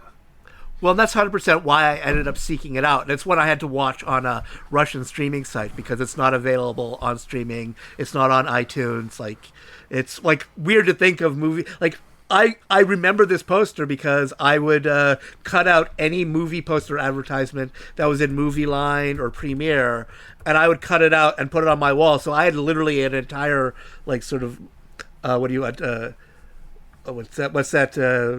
crafting word? Not a montage, but collage. Collage. That's the word I wanted. Collage. You're a scrapbooker. Yeah, lengthen that pause in the edit. That way it seems like I took an even longer time to... And I'll say that way people will think that I did that. So I had this like collage of movie posters. So there are so many movies that I've never seen that I can instantly think of their movie poster just because I literally was staring at it on my wall for 3 or 4 years. And that's one of them. Like, I see the two of them standing beside each other. But the thing that made me want to watch it was when I was watching the trailer, instead of going like, look, typical 90s Hollywood product, I was like, oh, cool, 90s Hollywood product.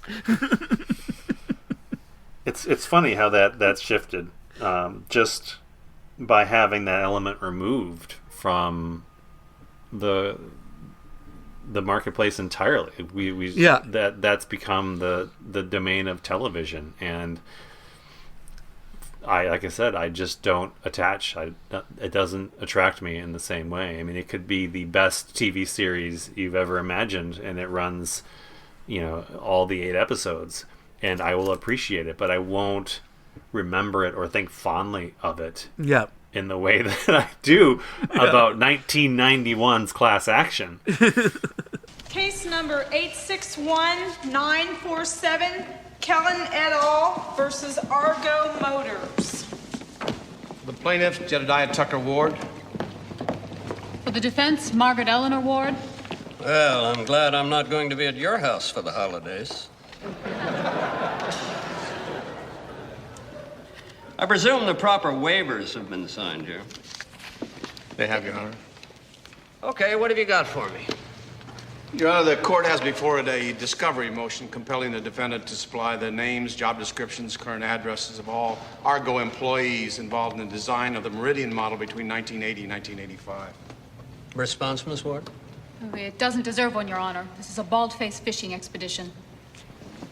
Your Honor, learned counsel knows full well there are people who worked on the design of that car who might have something very interesting to say on the subject. Your Honor, if my esteemed colleague had the vaguest idea what he was looking for, he might be able to narrow his discovery to something a bit smaller than the phone book. Miss Ward, I think he deserves something. But what he's asking for is completely out of the question. A number of those people haven't worked for Argo for years. They've scattered to the four winds. Generating a current address list could take thousands of hours. We will give him the names. Mr. Ward? That's a start, Your Honor. That I've saved everyone's must-watch Gene Hackman movie for the end of this episode. And by that, I mean, of course, I'm talking about 1983's Uncommon Valor. Which I'm counting as CanCon, because directed by Ted Kotcheff. Blaster, Wilkes, Johnson, Charts, Scott, Sailor, and Colonel Jason Rhodes. These are the men who trained together, fought together, and survived together. Now, in the most important mission of their lives, they're going back to get their buddies who were left behind. Are you ready? All right, gentlemen, let's go. We can't leave anybody behind this time! Okay, your history, pal! Talking about another guy. That's I think that's our theme for this, is guys with like what the fuck directing careers. Ted Kotcheff has one of the most bizarre filmographies that I think you could pull up and go, what did these movies have in common? Where's the connective tissue? Every time I see his name, I'm always surprised.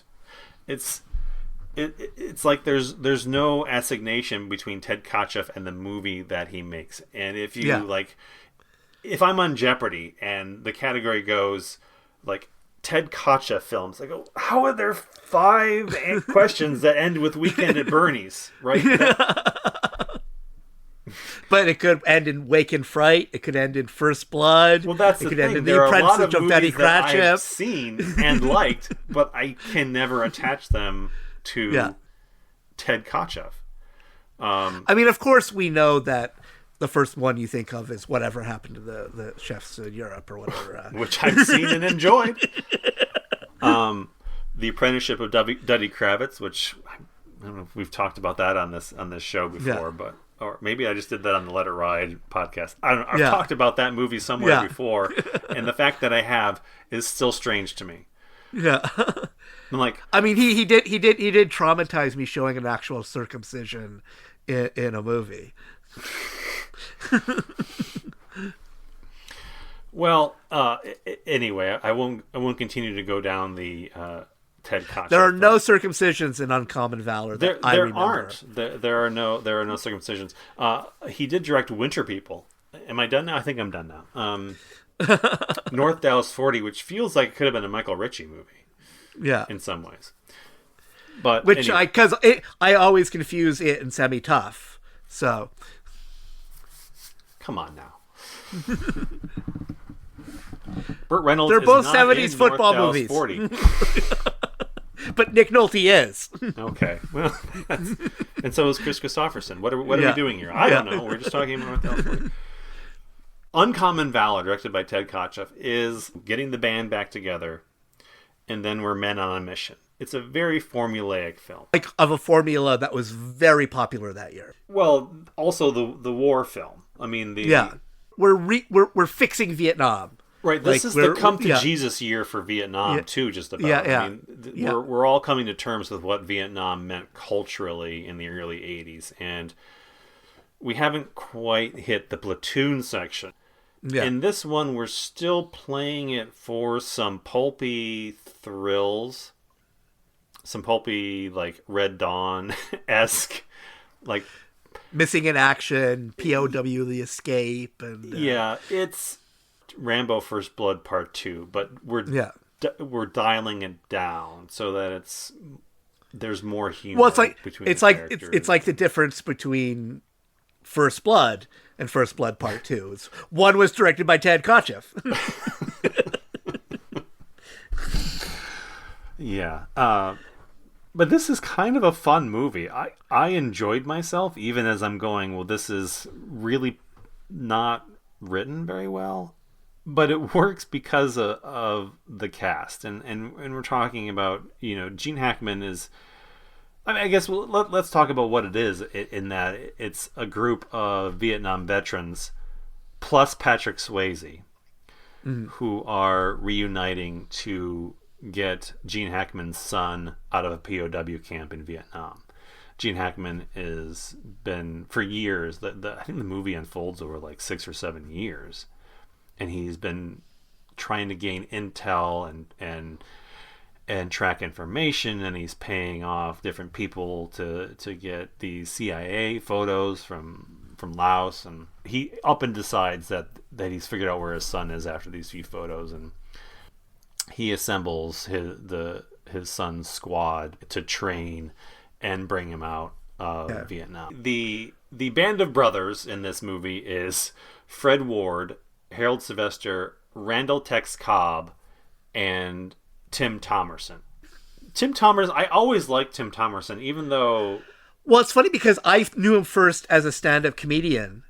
So watching him be this action star, like, never computed in my brain in me, is because I always knew how goofy he was. So seeing him in, like, sort of the more dramatic roles was sort of, like, weird. He's better than the material, but he never takes the material seriously enough. So he has this acting style that seems cynical of the line of what's happening. I mean, Near Dark, Fear and Loathing. I just watched him in Car Wash. He's in Car Wash a little bit. So the cast, the cast is just fun. Doll Man. And you brought up, like, when I said I was doing Uncommon Valor, and you asked if that's the one with Randall Tex Cobb doing karate, and yes, it is that movie, and it's just as believable as you think it would be, in that he cannot do it, but he's giving it. And Randall Tex Cobb is one of these actors that everyone is familiar with, but he's not often given more than a minor sort of comic relief. And there are a few movies that really brought Randall to the forefront and gave him something to do. And one of my weirdest theories that I had as a kid watching a movie was, for some reason, I thought the fact that Nick Cage and Randall Tex Cobb having the same Woody the Woodpecker tattoo, that had to mean something. So in my head, it was actually they were separated brothers, maybe half brothers or something. But, like, I couldn't let it go that it was just a weird coincidence. There had to be a deeper meaning for the matching Woody Woodpecker. Well, is there a deeper meaning for the matching Woody Woodpecker cartoon? That's what all I came up with, was that they were brothers, separated brothers. But that's what I thought of when I was 11 or 12 years old. Did they have it before Raising Arizona? Because maybe it was just a drunken night on the set, and they're like, let's go get Woody Woodpecker tattoos. Like, doesn't that... Yeah. I don't know, like, in retrospect, it was clearly just one of those weird things that the Coen brothers like to do, to throw at you, to make you go, what?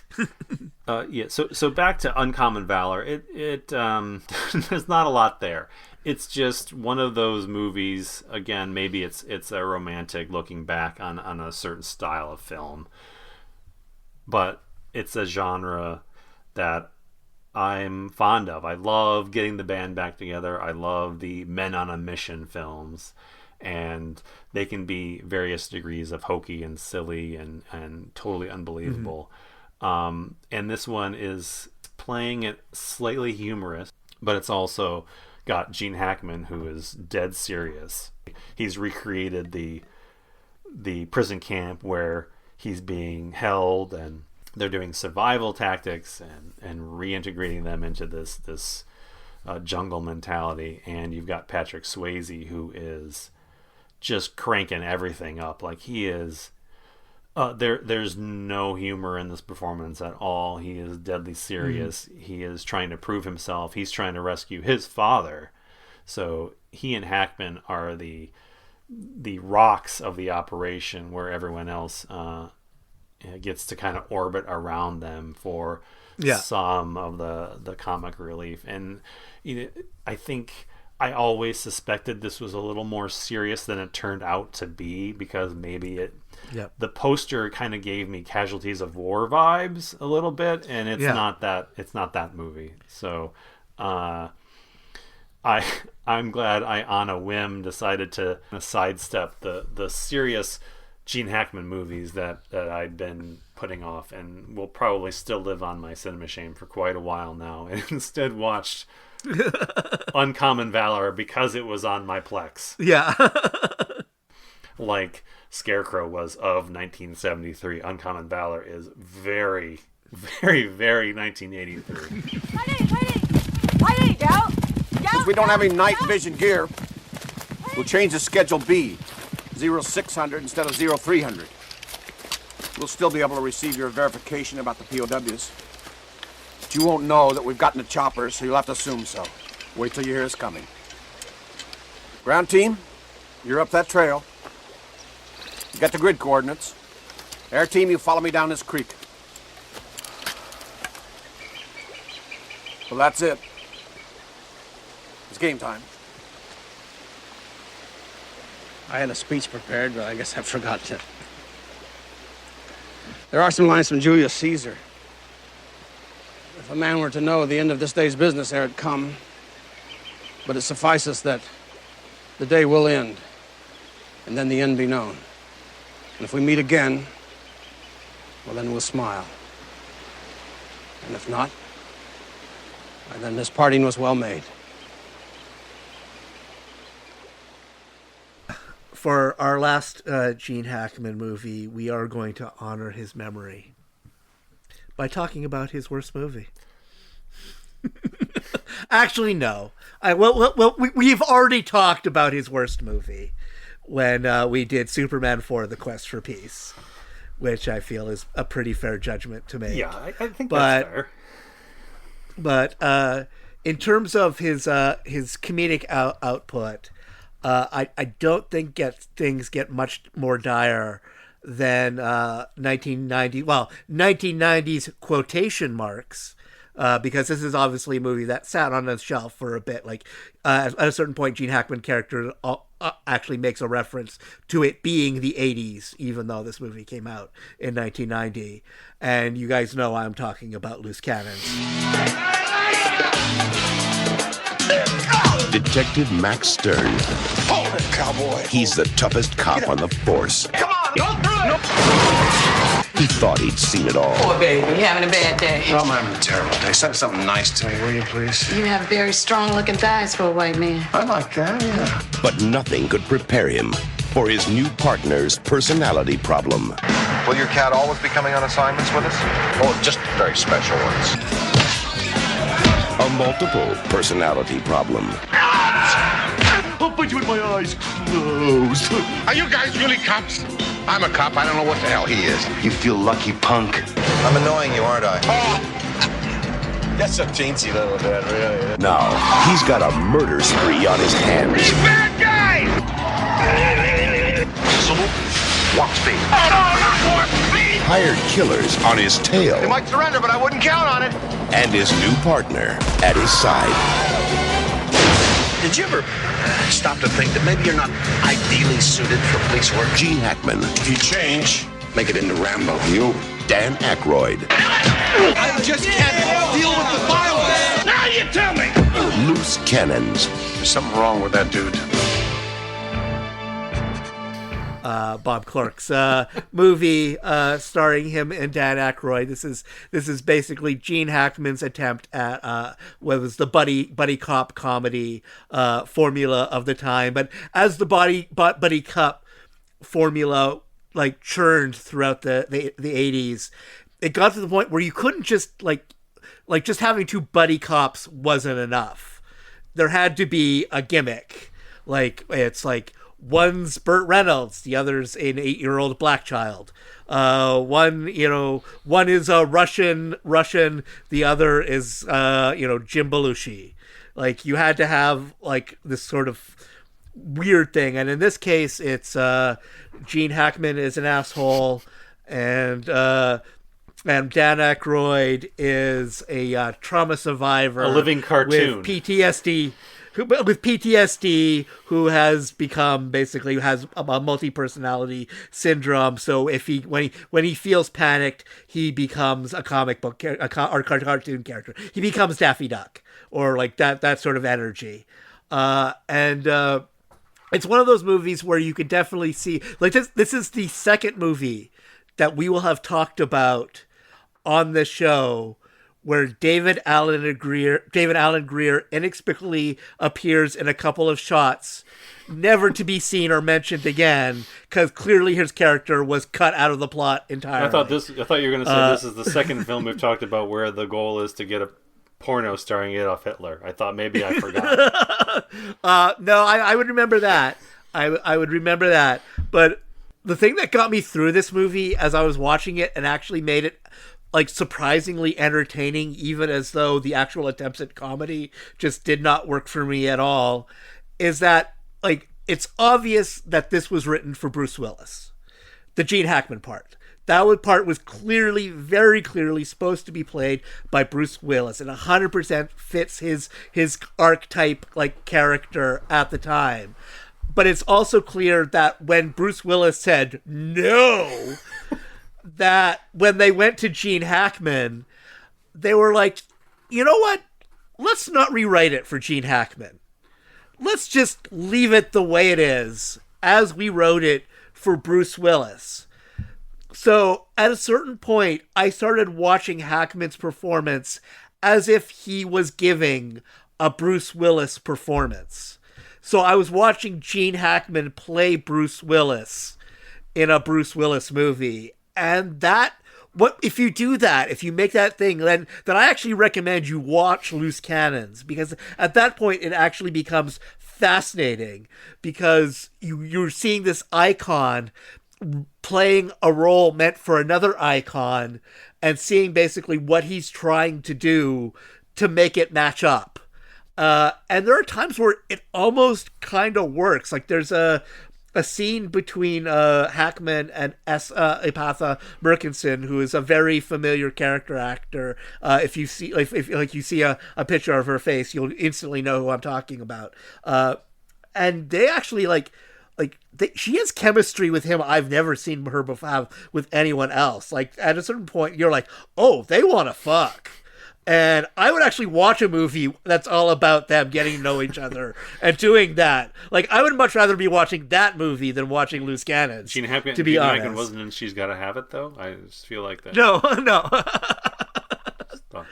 But as with any movie like this that has it's like, oh my God, this is one of the worst comedies ever, there are always going to be people who are like, oh, I love this movie. This is great.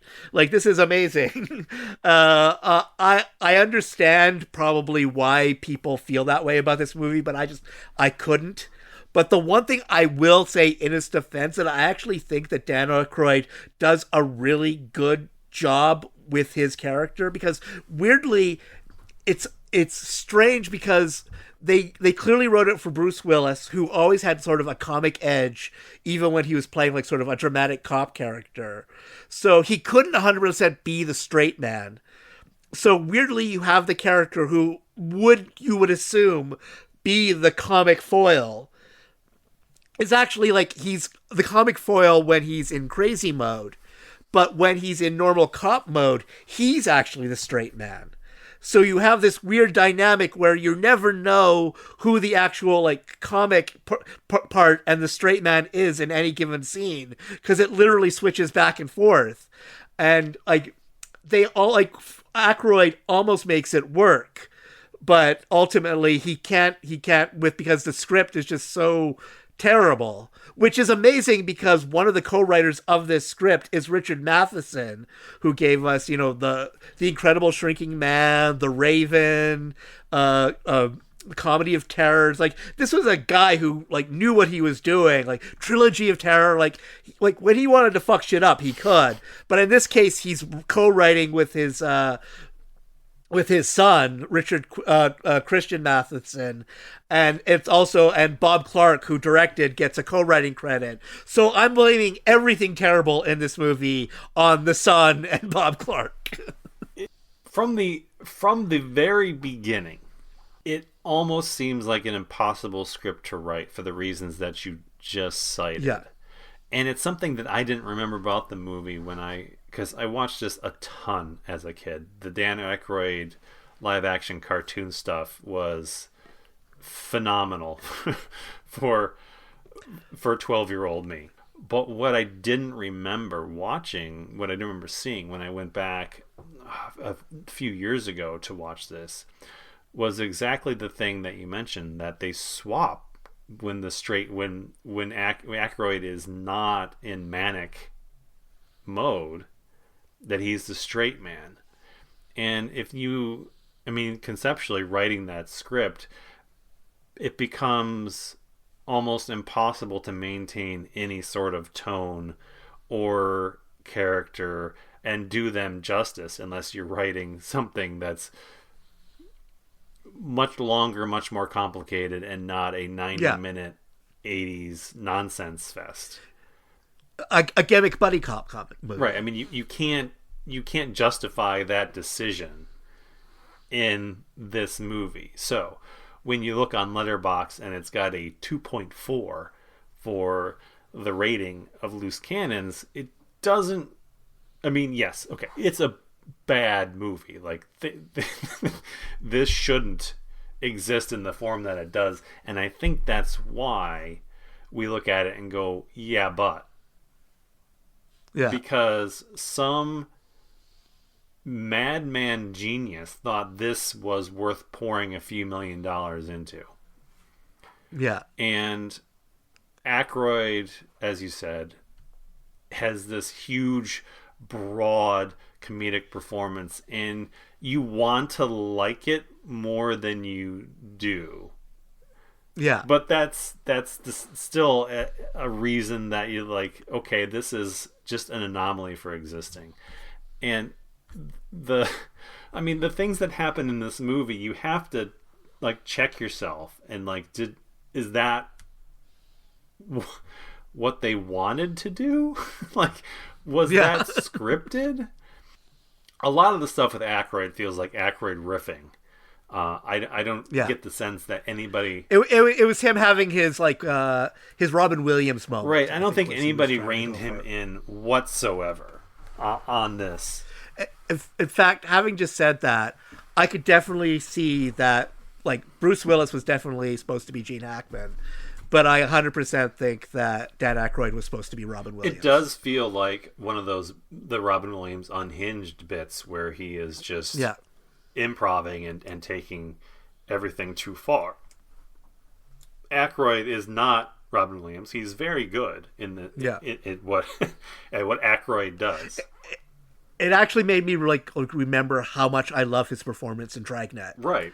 I think was because like his best moments in this are when he's playing it straight, and it was like if he just takes it a little straighter, then we're going into Dragnet territory, which I think was probably my favorite comedic performance of his. And the awkwardness of when the roles flip and Hackman is supposed to be the wacky one is when I think the Gentiles are going to go, I don't think this is working.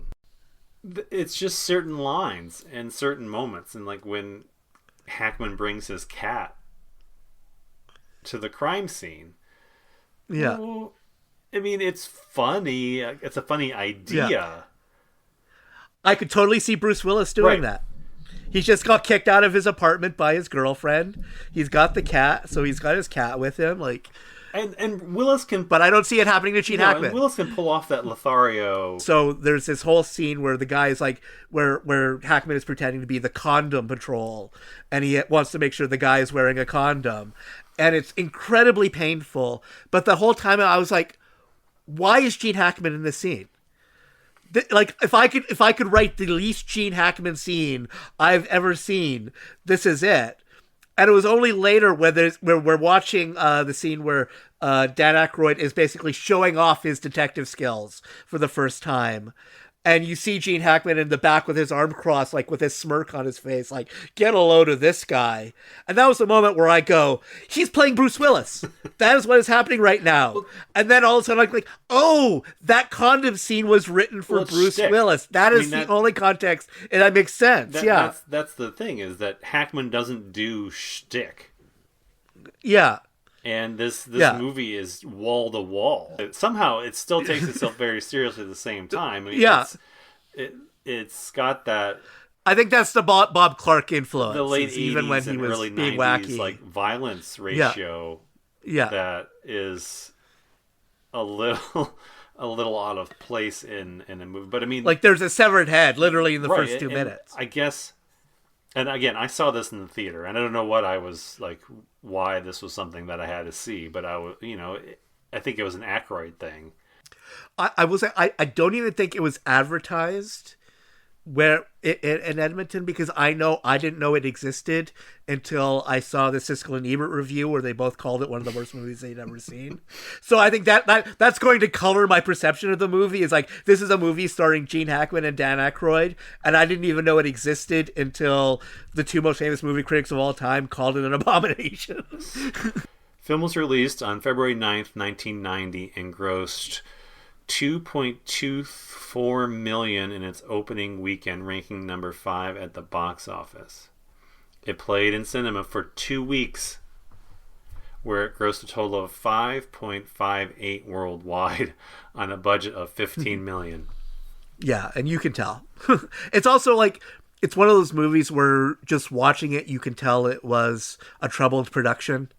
You can see that, this sat on the shelf and there were a lot of production issues on it. Like, it's just it has a very tiptoes type quality in how you feel like you can see how it was patchworked together. Oh, here's a fun fact. You ready for this? Yeah. In May of 2013, Calgary police investigated after footage from the film was found in a landfill by a worker who mistook it for evidence of an actual murder. He later noticed Aykroyd, and the police contacted his agent, who, after some searching, finally figured out it was a section from Loose Cannons. TMZ reported that Aykroyd said, in reference to the event, the movie should have been left in the landfill where it belongs.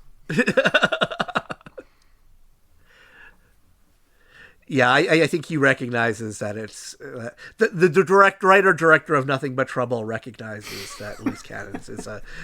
Although I from what I've heard, he's not a fan of Nothing But Trouble either. So he is consistent. Well, that's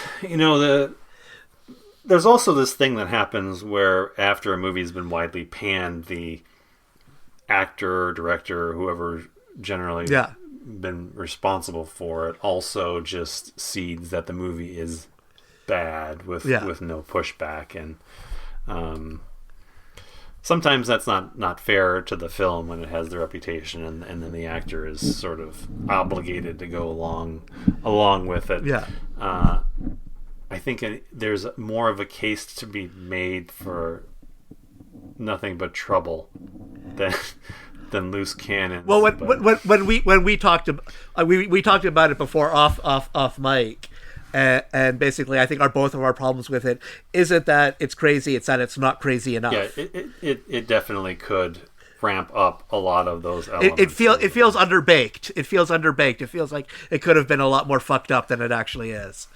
Yeah, because a lot of the icky or weirdness seems like face value weird for weirdness' sake rather than really embracing what could have been done. I think because it is also kind of hokey for a lot of the film, that you don't get that sense of perversion that's just somewhat out of reach of these particular set of comedians and actors. And I think also because of the people involved, there's a polish that doesn't do that any favors. It needs to be grimier. Yeah. It needs to be grimier. It needs to be scarier. Yeah. I appreciate for what it is, but I also recognize exactly what you said, that there was a missed opportunity there to take this to a different level. But that's also probably unfair because there's no way that could have been a wide release with any of these. Oh yeah, anyone involved. Does one of those people involved already makes it polished. But My training's in forensics, ballistics, police science. John Jay College, 7479. Would you mind turning that off, please? It disrupts my energy patterns. Well, we can't have that, can we? Forensics, huh? I guess that's where you developed your observational powers. Hold the wheel for a second, will you? What? Hold this for a second. I gotta do this. Mr. Stern? Mm-hmm. What are you going to do with that? What do you think I'm going to do with it, kid? I'm going to roll a cigarette here, and then I'm going to smoke it. I bet you don't like cigarettes, do you? Give off bad vibes. No, they make my eyes burn and my lungs hurt. I see. So, do you mind?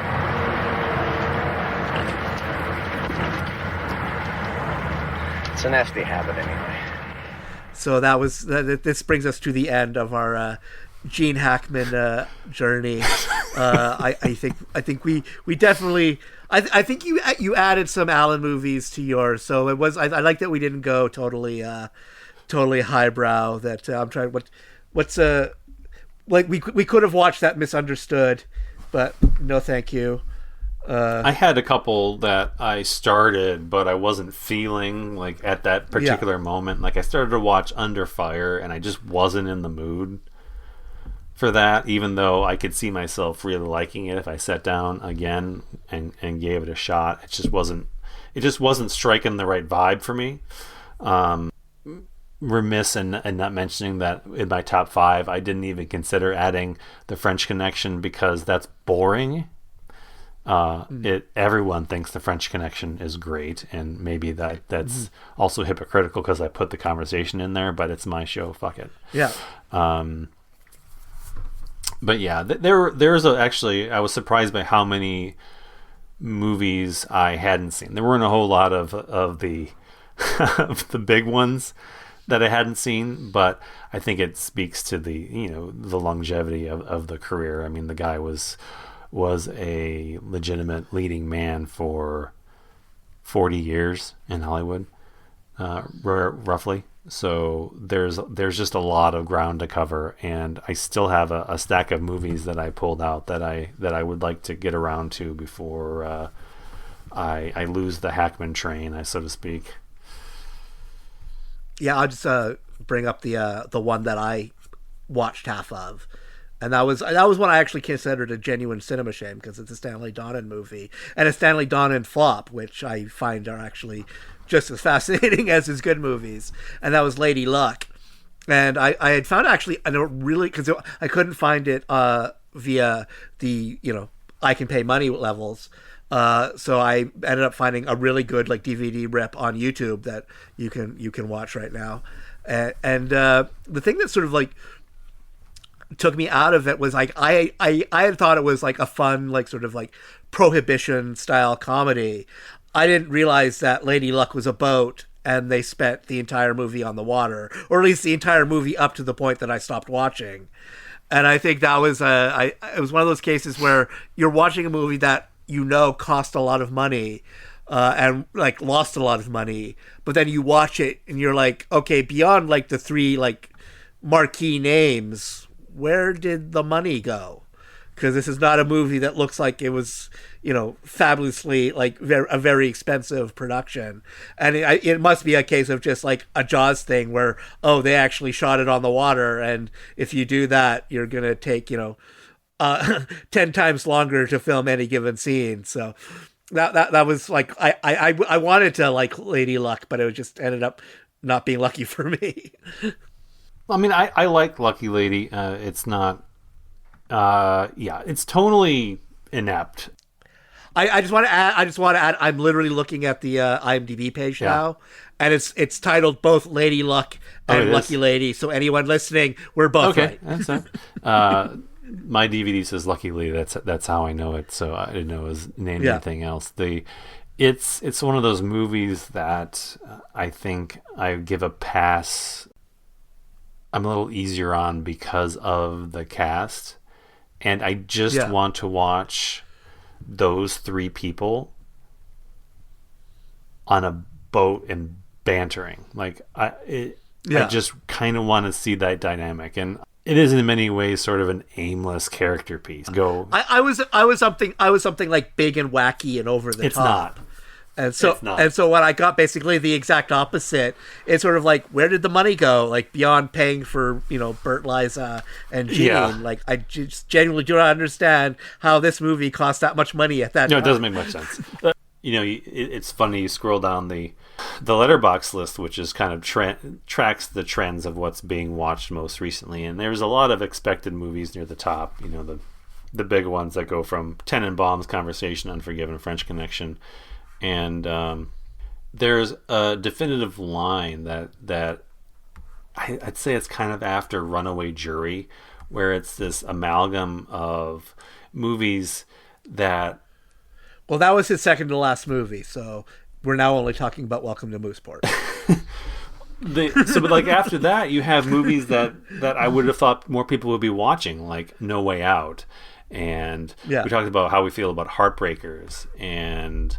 Prime Cut, Downhill Racer, movies I thought that were far more in the know than this list would suggest. And the movie that I really wanted to watch for this and I just didn't get to was Cisco Pike. It's a movie I've been trying to watch for a long time, but there's only so much 70s that you can handle, I guess, in a week. And from the director of more American Graffiti. But I mean, I think you're leaving off the pinnacle. What, Gargoyles? Of his career in Baby, Secret of the Lost Legend. Yeah.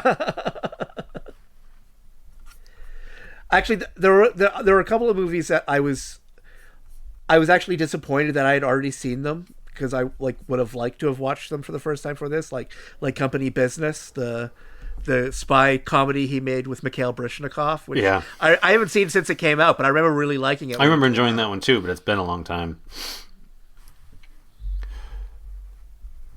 Company Business is down there. I wanted to watch All Night Long, a movie that's been on my list for a while, because that was another one that I couldn't find it. But I think it doesn't make sense conceptually to me, so I'm like, I have to see this. Yeah. There's just a bunch of these down at the bottom here that are kind of uninteresting and yet are down here way at the bottom, and I'm supposed to not be interested. Like Banning. I read about Banning and I was like, it's a golf movie that he's got a supporting role in where Robert Wagner is a golf pro, and I almost watched A Covenant with Death. Which is about supposedly it's about a guy who's been sentenced to hang, but he's innocent, and during the hanging he escapes and kills his executioner, and so it becomes like, well, was this self-defense? Because he was innocent of the crime, so so I have no I like it was literally the last one on iTunes.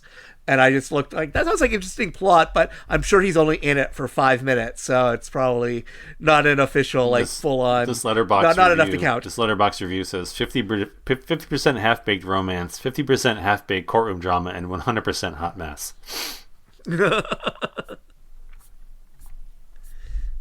Also, that was the other one that the John Frankenheimer movie I'd never even heard of, the Gypsy Moths. Yeah, which is about a traveling group of skydivers, and it was more like, oh, John Frankenheimer skydiver footage, but then I sort of read the IMDb sort of tagline about that, like how it's about basically like more of a hang-up movie in a small Midwestern town. It's like, well, no, I want cool action. I want cool action, like skydiver, like spies sort of stuff. I don't want like a 70s no, it's like still sort Frankenheimer, of like, though. I can't imagine that he didn't film a bunch of skydiving. I mean, I have the trailer really playing right, and the skydiving footage looks amazing. It was just sort of like, it sounded too small town. Like I wanted something more sort of bigger and actiony, less character dramery. Well, it's interesting. Bonnie Bedelia is in the cast, and I was like, I can't imagine her. Like, I certainly didn't imagine her being working in 1969. Yeah. Yeah, no, I definitely, when I looked up on IMDb and you see a photo of a very young her, and it's like, oh, okay. It almost makes you go like, well, why wasn't she a star by the time she was in Die Hard? Like, why was she just sort of like playing supporting wife? Yeah, it is. Yeah.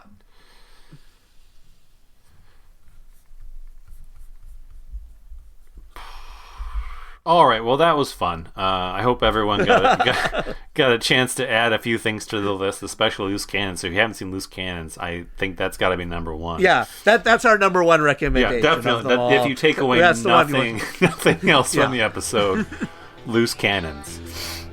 And tell us how good you think Bruce Willis would have been in that movie. How good Bruce Willis and Robin Williams would have been. I mean, that's the movie. It's just projection. About what was actually supposed to happen, and then you can thank us later. I mean, that's what we're here for. We're here to make dreams come true. But yeah, we'll give you James Venmo. Yeah, that's right. You can buy me a coffee or whatever they're doing nowadays. Hey, too, Harry. Since when did you get so civic-minded? I know. You think I'm a sleazebag, right? Maybe I am. Maybe I am a sleazebag. Maybe all my life I've been a sleazebag. Somebody had to be the sleazebag. If it hadn't been me, maybe it would have been you. So maybe you should thank me. Did you ever think of that? I never thought about it like that. But now that you put it that way, thanks a lot for being a sleazebag for me. It's my pleasure.